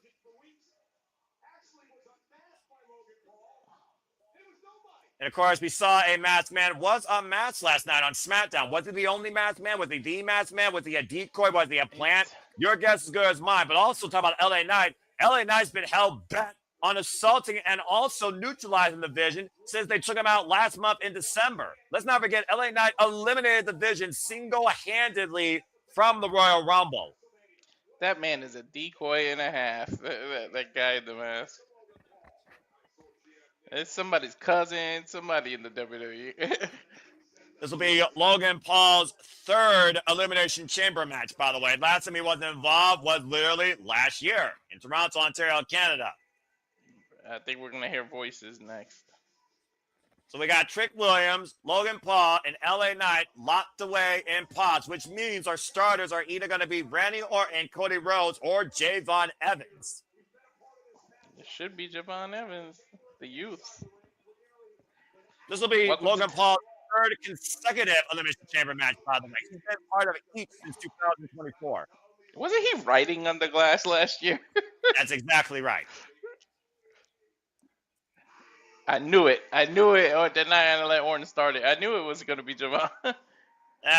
Considering Logan Paul and Randy Orton had their fallout last year over the United States title, it seems kind of poetic. Or 2 years ago, excuse me. And, of course, he will be the final man locked inside a chamber pod. Got your rules in your religion, all designed to keep you safe. Again, you start questioning your... They're not copyright. Anyway, Randy Orton looking, of course, to go to WrestleMania for the 21st time and looking for his 15th World Championship. The first time he was involved in the Elimination Chamber match was actually the inaugural one in SummerSlam 2000. Excuse me, the second one in SummerSlam 2003. 10th career, most times ever spent in the Elimination Chamber. Yeah, he is definitely the one in here to look out for the most, with the most chamber experience. And he's won one. Longest tenured chamber participant here in WWE. To your point, the last time that he actually won the Elimination Chamber was back in 2014. Outlasting Cesaro, Christian, Daniel Bryan, John Cena, and Sheamus. Of course, that was on the road to WrestleMania 30, when he was the undisputed WWE World Heavyweight Champion. and the face of the authority.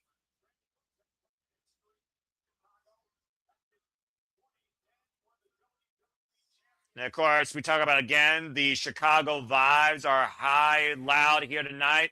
He won one of his world championships here in Chicago.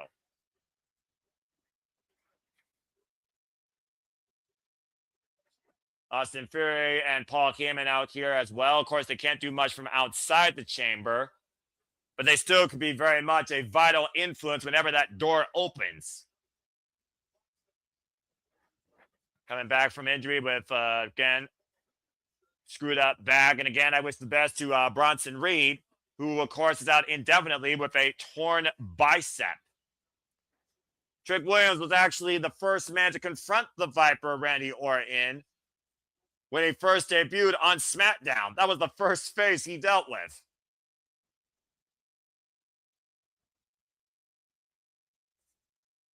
And Randy Orton right now just scouting the chamber.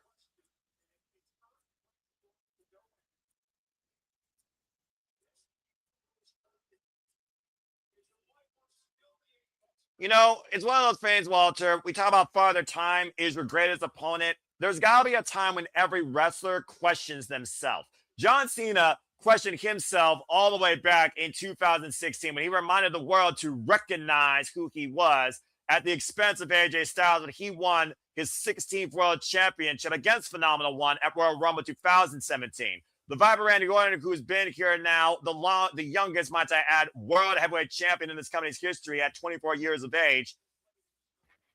Wonder if I could still go as strong as I can in this part of my career. Again, the Viper is 45 years old, folks. He's been involved in this game now for 26 years. We just saw John Cena retire last year at Saturday Night's Main Event. You gotta wonder if Randy Orton is wondering if Father Time's catching up to him at all. And you would think after that crazy shoulder injury, I think it was a shoulder, yeah. It was a shoulder injury. Mm. We've seen Aleister Black try to get in the head of the Viper, Randy Orton. Of course, Aleister Black now owes a pinfall win over Randy Orton thanks to Drew McIntyre's interference. As Randy Orton will enter the chamber for the 10th time, and this time will be locked inside a pod once again, waiting to be uncoiled.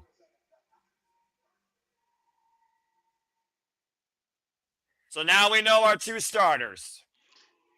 The bouncy! And he's going to have to bounce a lot of steel. He's going to have to bounce for a long time because he's starting it. That's right. And this will also be Javon Evans' first ever Elimination Chamber match. 21 years old. Yo, this dude has been involved in so many firsts already. This is crazy.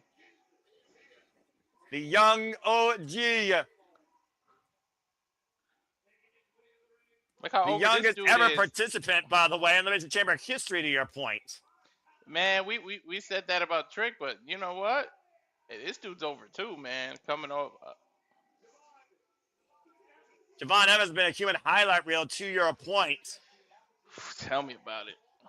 Not letting the pressure of any situation get to him. Of course, previously involved in the Royal Rumble, had a tremendous run in this year's Royal Rumble.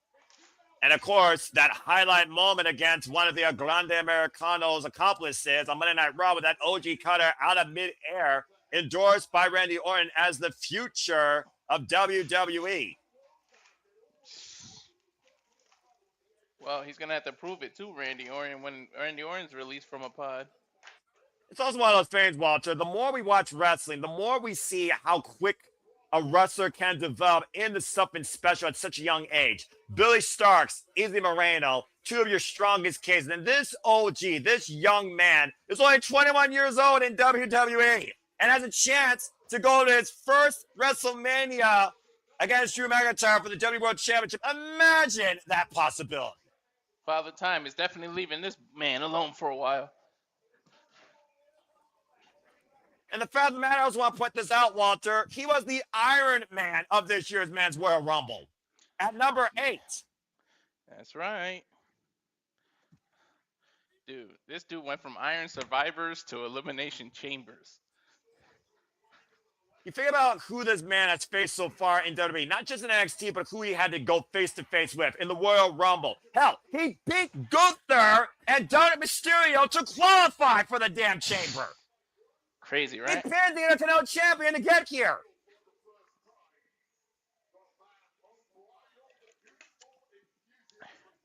I don't think he's got butterflies either. He just has excitement. But again, we talked about before, that sense of no fear, the sense of the unknown, not being afraid what awaits you, considering you haven't experienced yet. That's got to play also in Javon Evans' favor, because to your point, he's not been involved in the Elimination Chamber. Dude, the match itself is older than him. Accurate.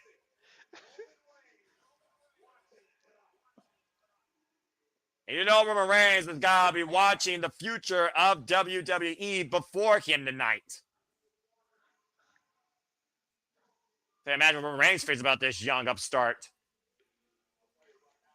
I know Logan Paul don't like him. Look at the way he's staring him down. The freaking flying skills of the Maverick and freaking Javon Evans might be a highlight reel waiting to happen here tonight inside the chamber. You almost feel like Javon Evans is in its own playground here with how far he could fly and how high he could bounce.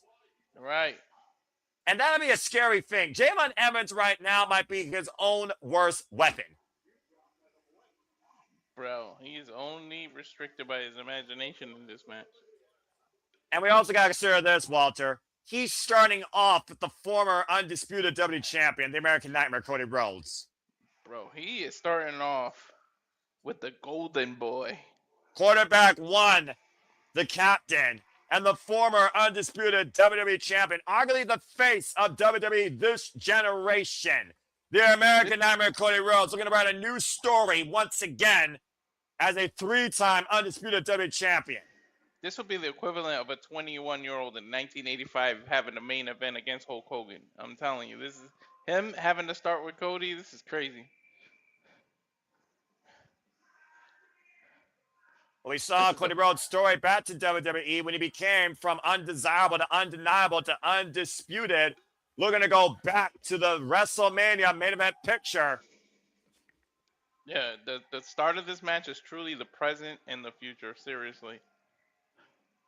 And in fact, Cody Rhodes ended last year against Obafemi at Saturday Night's main event.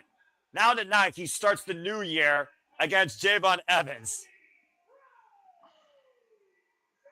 Cody Rhodes, who qualified, outlasting Sami Zayn and Jacob Fatu despite Drew McIntyre's interference, pinning Sami Zayn in that match. Yo, what if Sami Zayn actually screws Cody out of this victory?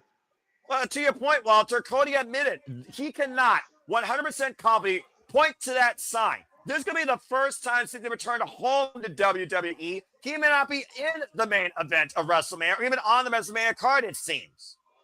Mm-hmm. Yeah, because when he first came back, it was against a mystery. It was Seth versus him. Seth Rollins versus Cody Rhodes, WrestleMania 38. Cody versus Roman, WrestleMania 39 and 40, both nights. WrestleMania 41, Cody Rhodes versus John Cena. WrestleMania 42 could very well be Cody versus Drew, or Cody may not be part of the card at all. Mm-hmm. And questions have to surround if quarterback one can still be the player you rely on. Bro, I just thought about that. Can you imagine if Sami Zayn screws Cody out of this? And of course, this is the first time we're seeing this Cody Rhodes inside the Elimination Chamber. This is not the previous Cody Rhodes we used to know in WWE. Remember, last year, he came out and got assaulted by The Rock and John Cena because he was the champ. Oh, yeah. Ring that bell. The reigns were officially underway for the men's Elimination Chamber match. 4 minutes, 55 seconds until our next participant. Who's going to WrestleMania to take on Drew McIntyre for the Undisputed WWE Championship? This is Cody Rhodes' third Elimination Chamber, by the way. He was first in 2009. Canelo tie-up. Oh, was he in the god-awful Intercontinental one? No, he was in the World Heavyweight Title Elimination Chamber and the qualifying Elimination Chamber 6-way Battle Royale, actually. So technically speaking, this is actually his second Elimination Chamber. The other one was a qualifier one. Yeah. Again, the experience level here is going to play a huge factor, not just with Cody Rhodes' tenure in WWE, but the participants inside the chamber. Javon Evans is facing all of those factors tonight. Face first goes Javon. The cover.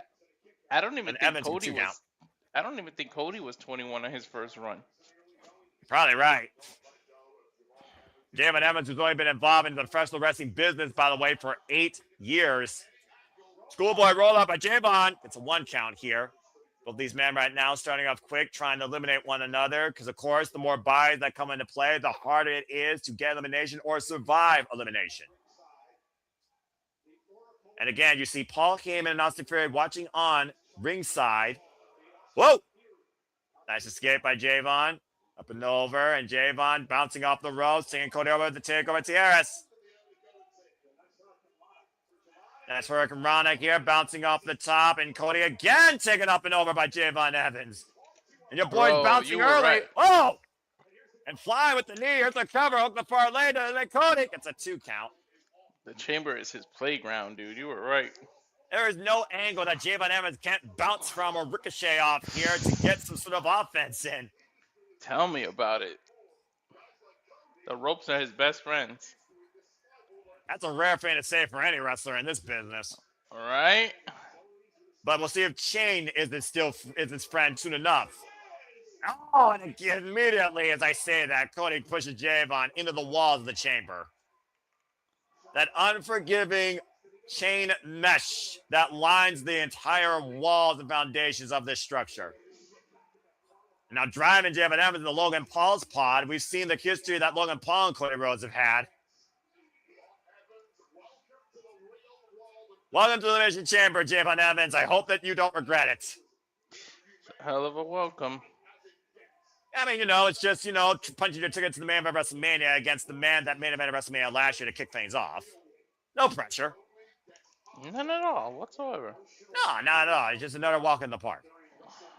It's another bouncing day on the job. Again, we are 49 nights away from WrestleMania, and the World Championship pictures are shaping. Here's the cover. It's a 2 count. That dude bounces more than the ball when the subtitles are on the bottom. Yeah, the freaking sing-alongs. And again, desperate men do desperate things. And I would argue that Cody Rhodes is the most desperate man right now in WWE. Dude, it's the first time that in a while where he's seen himself with no way to Mania, with no title on. Point the knee at the top of the head. You almost wonder Drew McIntyre's in the building tonight watching on. The front face lock right now, and Javon hoisting Cody with a German suplex. 15 seconds. Yep. 10. For our next participant. 10. 8. 9. There you go. 7. 6. Who's it going to be? Is it going to be Trick Williams, LA Knight, Logan Paul, the Viper, Randy Orton? Who is our next one? Let's see. It is time to whoop that trick. Whoop it. Let's see how much. Oh! Trick Williams brings this first Elimination Chamber match. It looks like NXT is about to get revisited. Flapjack immediately. Let's not forget Trick Williams and Javon Evans stood and delivered last year in NXT against Obafemi WrestleMania weekend. They know what it's like in the main event spotlight. Thank you. Oh! Keep up and escape. And Trick Williams at one point endorsing Javon Evans as the future of himself when he was NXT champion. Now Javon bouncing up the ropes, the schoolboy roll, but Trick Williams covering now limited Trick. It's a 2 count. And the side step here. If 2 men know each other well, it is definitely Javon and Trick Williams. Oh man, they've been involved. Screw kick. They've been involved in each other's lives for quite a while. Duration of your NXT. Looking for that OG cutter. Trick Williams catching Javon though. The strength of Trick Williams. That's that experience. That's that experience facing him. He knew that's what he was going for. Oh, what a backhand across the face of Javon. Was he gonna go for a spinneroni? Oh. And Trick Williams charging a little too much. Inside Russian leg sweep by Cody Rhodes with the cover on Trick Williams. You can't turn your back. Trick Williams was eliminated by Cody Rhodes, by the way, in the Royal Rumble. You can't turn your back on these type of matches to anyone. Nah, you can't take a moment. Oh, man! Damn, that kick was high. That Cyclone boot turning Cody Rhodes' lights out. Listen to the crowd. Who they're cheering for? They can't keep that man heel. Deep arm drag takeover. Trick Williams looking up Cody, catching Javon out midair, looking for a double. Bookend! Coming out by Trick Williams and Cody. Gets a 2 count. Coming out on Javon. Hook for a leg. Gets a 2 count on Javon. That's a bookend on both sides of the shelf, huh? Double choke slam, double bookend. I can dig it. I mean, again, we talked about again how Trick Williams might be a modern day Booker T. There's so many similarities with Trick Williams and Booker T. It's scary. Mm-hmm. The moveset, the size, the swagger. You're talking about Spinaroonie. If Booker T was put in a time capsule reincarnated, it would be Trick Williams at this point. Mm-hmm.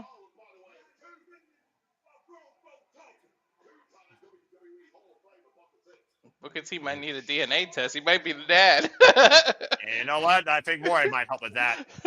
These men on the outside of the ring right now. Dangerous territory. Open palm strike. Cody Rhodes teeing up against Trick Williams. Again, Trick Williams, former 2-time NXT champion. Face first steel match. Super kick by Javon Evans, though.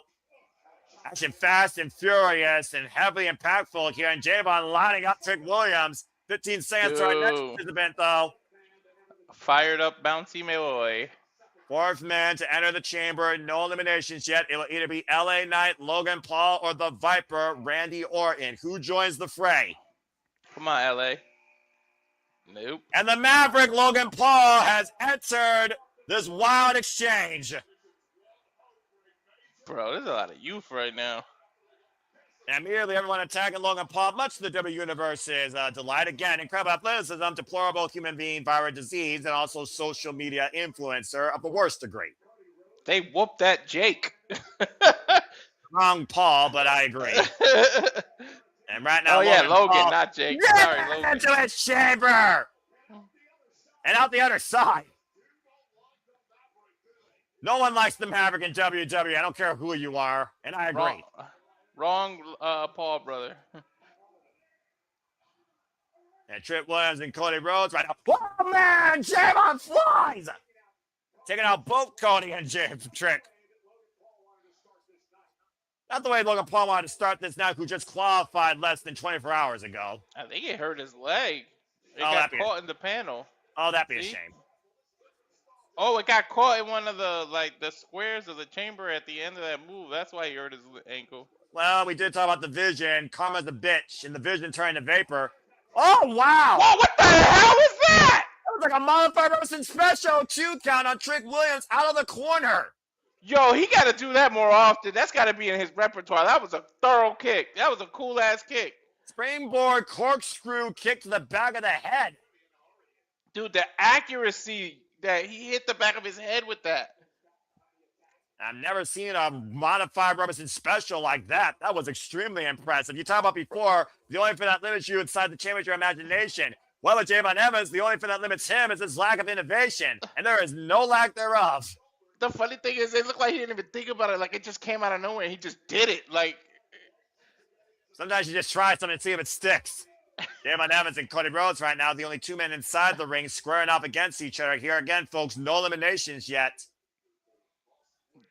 And no doubt, Javon Evans, former Deadlock Pro Wrestling wrestler, inspired heavily by the great aerial athletes of the past, including one, Will Ospreay. And Logan Paul with the Logan Lariat. dude, is his back all cut up? Oh, no.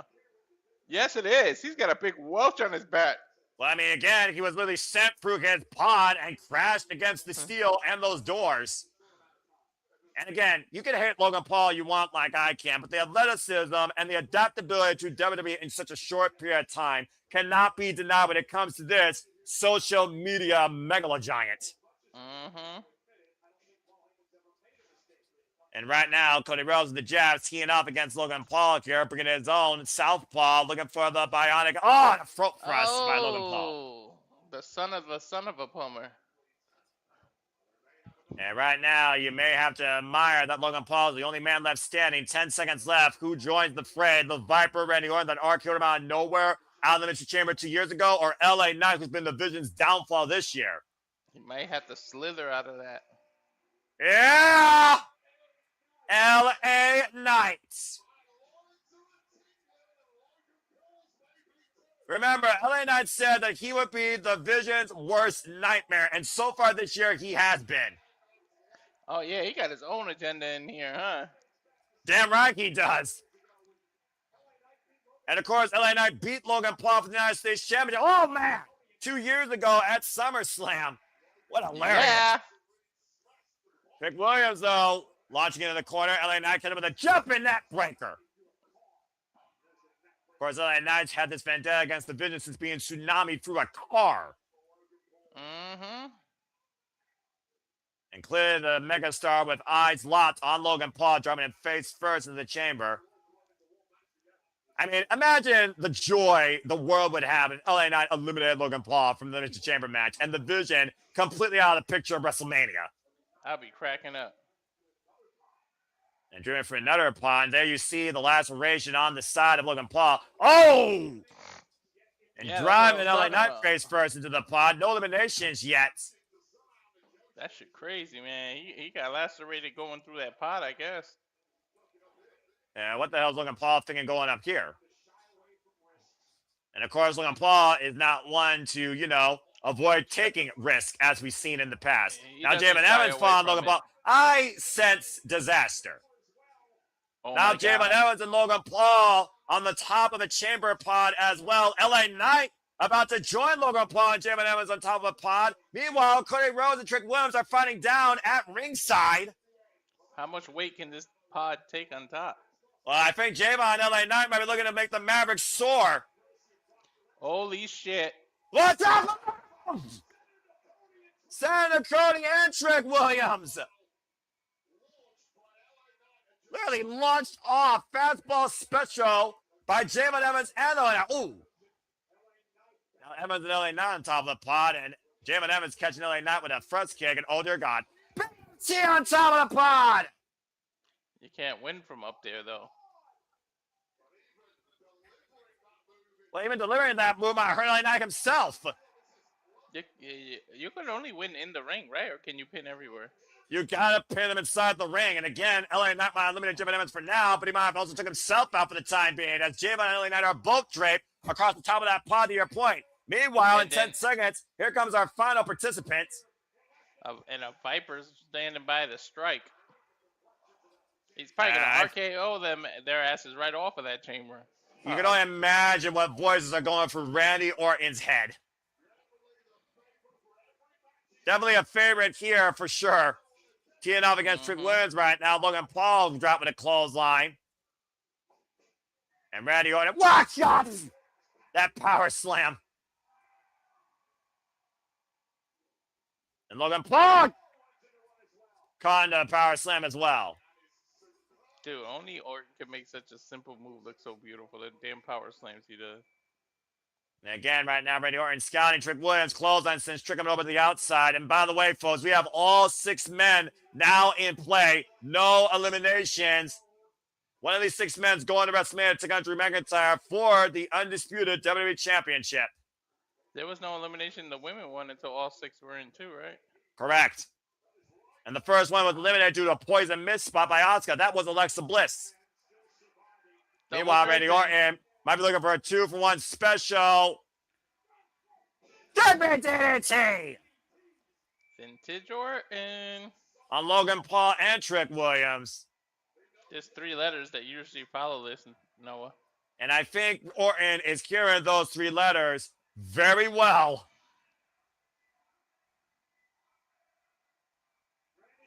Randy going to that place. The Viper is coiled, ready to strike.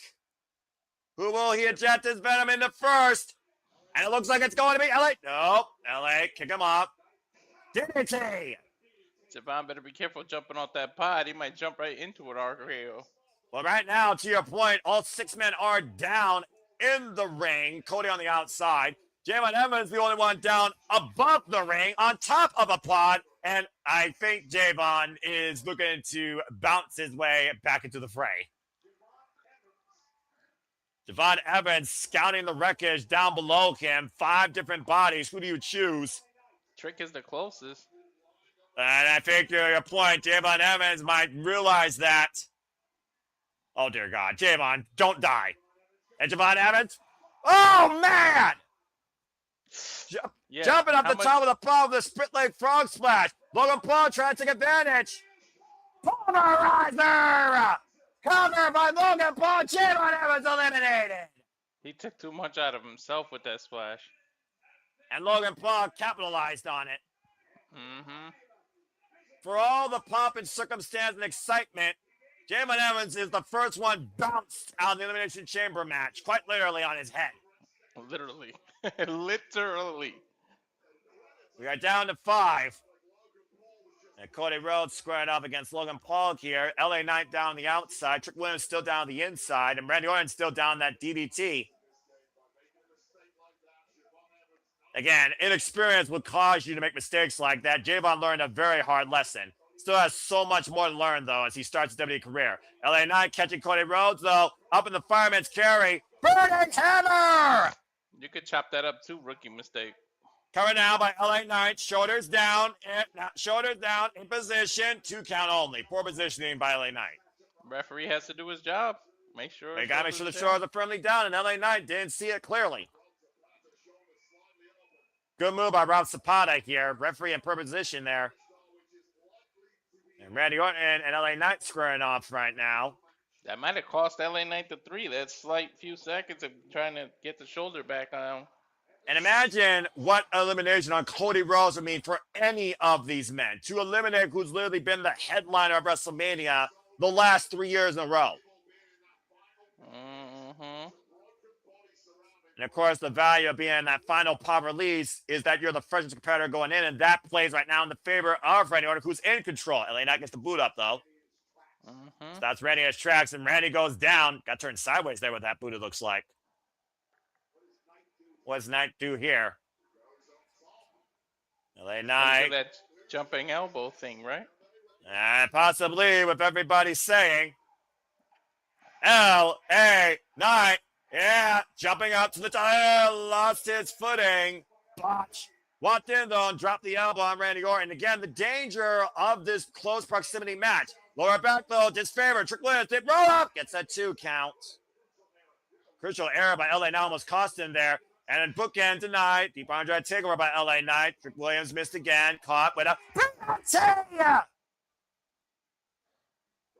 A Trick, though, rolled to the outside, though. Smart move by Trick Williams. Oh, and a low blow by Logan Paul, LA Knight. And Schoolboy Road, he's got the touch. LA Knight eliminated. Yo, Logan Paul's got both eliminations. Logan Paul eliminating the biggest downfall besides the Masked Man to the division this year. LA Knight is gone. And again, the low blow is legal. There are no disqualifications. And right now, Logan Paul isolating Cody Rhodes, driving his knee in the back of the head in front. We are down to Cody, Orton, Trick Williams, and Logan Paul. 4 men remain. Driving his head back first into the steel mesh, and Logan Paul is in full control right now of this chamber match. Look at the smile on Paul Heyman, by the way, at ringside. Paul Heyman and Austin Theory right now have to be ecstatic with what just happened. Yeah. Oh, from the eye. Both those eliminations, and who knows if there's a masked man in this building. And of course, Randy Orton has had his bad blood with Logan Paul going back, as I said, literally 2 years ago over the United States Championship. Kick to the mid-second stands Randy Orton right now against the Chamber. And now Logan Paul teeing off against Trick Williams. Of course, he got that titanium plate in that right hand. And it caught out that Harlem sidekick. And Trick Williams might be looking for a trick shot better than the Chicago Bulls in 2025. Sidestep. Logan Paul catching Trick Williams, looking for the brutalizer. Trick Williams able to escape. Cody Rhodes, though, hooking Trick Williams up in position for a crossroads. And Logan Paul sends Cody short at first in the ring post. Logan Paul, deep Logan Paul plays in the cover. Trick Williams eliminated. Dude, Logan has eliminated everybody who's been eliminated in this match so far. 3 eliminations to your points. This is Logan's match. And again, he just joined the chamber last night. He was a non-factor in this entire equation before last night's SmackDown. Mm-hmm. Knight, Evans, and Williams are gone. But we still have who everybody deemed as their favorite. 75% of my poll, might I add, in the American Nightmare, Cody Rhodes. And the primary second was ready. Wait a minute! There's a masked person, but why is he going to the top of the chamber? You can't get there. Well, what the hell is he doing here in general? WWE security trying to rip the masked man off the chamber and get him out of the building. We saw a masked man was demasked last night. What the hell is going on here lately in WWE? I don't know. The security right now not even trying to unmask this man. There they go. Who the hell are you? That is not the same guy as yesterday. That's some Adam other Pearce. random masked man. Clearly, But there's more than one that could be a masked man. decoy, a distraction, Noah, while I somebody see. else comes. Well, right now the chamber is still open as Trick Williams is being helped out of the chamber. I mean, again, you don't want anyone compromising the WrestleMania card. And this is for a Told you! No, masked man! I told you! Walking inside the chamber, security! Turn around!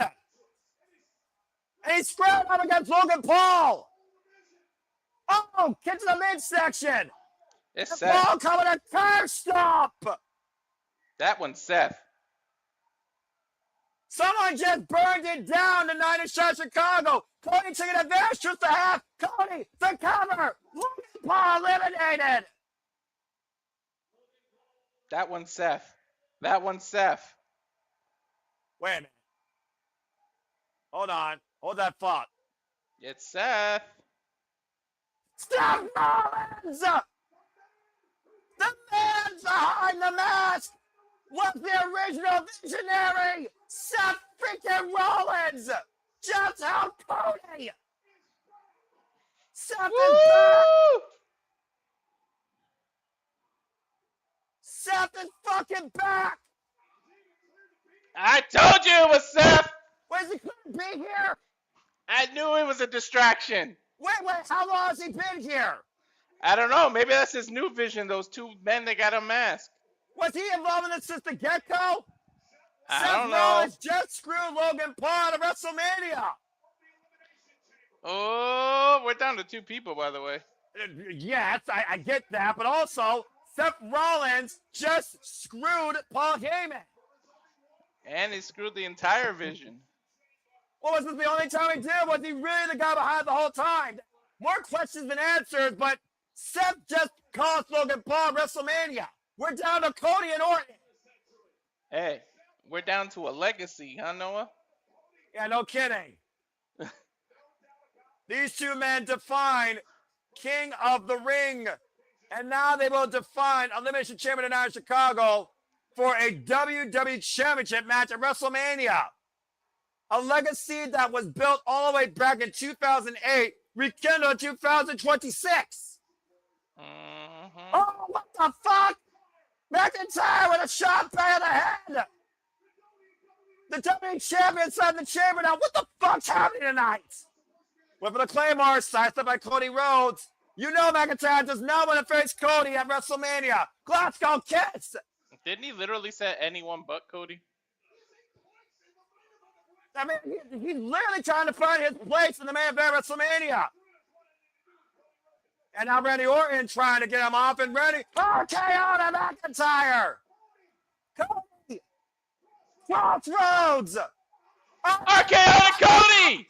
Orton the cover. What the fuck? It's Orton! Yes! It's not the Golden Boy! Randy Orton just pinned Cody. Orton is going to WrestleMania for his 15th World Championship. It's Orton versus McIntyre. This 21st time and Mania Thank God they did. They did not. We Orton don't need didn't Cody in hesitate. another. To your point, Orton didn't hesitate. He did what he needed to do. Orton has punched his ticket to the main event of WrestleMania. And Cody Rhodes is officially out of the equation. I'm totally okay with this, Matthew. Woo. Both men knew what was at stake here, and neither man wanted to be determined by Drew. But Randy Orton saw the opportunity and struck with one last emphatic RKO and pinned the American Nightmare Cody Rhodes. This chamber went to hell real quick, though. Yeah, again, at the end. We had two masked men. One was drafted by security, and another masked man came out of nowhere, super kicked Logan Paul in the midsection, and then a curb stomp. We haven't seen that before. Destroying the Vision's chances of WrestleMania moments with Seth freaking Rollins. And look at Paul Heyman's face. Mm-hmm. Meanwhile, Drew McIntyre came back in to make sure Cody Rhodes was out of the equation. Belt shot, blind belt shot to the back of the head, and a fall Claymore attempt. While Randy Orton was incapacitated by it for a moment, he sidestepped him, and Cody and Drew were fighting for the time being. Randy, though, caught Drew McIntyre with RKO and immediately launched him into Cody Rhodes, who hit Drew McIntyre with a crossroads. And immediately the Viper out of nowhere hit another RKO on Cody, and Randy Orton just punched his ticket to WrestleMania. He RKO'd his way to WrestleMania's main event. We said before, Walter, there are no friends in WWE, but there is only one man that could go to be the other side of the marquee. And tonight, it was the Viper, Randy Orton. Number 15 might be less than 50 days away from the apex predator of the WWE.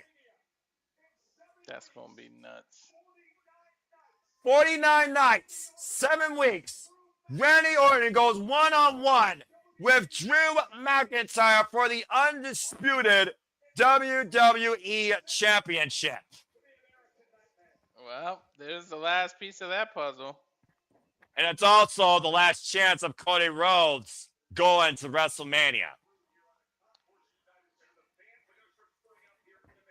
An insane night here at the Elimination Chamber where Randy Orton will collide with Drew McIntyre for the first time ever over a WWE title since SummerSlam 2020 at WrestleMania 42.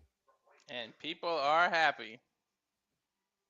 Well, I'm sure everyone's happy except for the family of Cody. But that being said, the Elimination Chamber has eliminated the American Nightmare from the equation, and Seth freaking Rollins has eliminated the Vision from all chances of appearances. Where the hell we go from here? WrestleMania 42, folks. CM Punk versus Roman Reigns for the World Championship. Jay Carter versus Rhea Ripley for the WWE Women's Championship. Stephanie McMahon versus Liv Morgan for the WWE Women's Heavyweight Championship. And now Drew McIntyre versus Randy Orton for the Undisputed WWE Championship. What the hell is going to be added to that card besides those 4 matches? We have to stay tuned on the road to WrestleMania 42. But for now, we're going to bid you fine folks a fine adieu. We'll see you at the top of the hour for our Heatherland interview for Paul Media's ring announcer.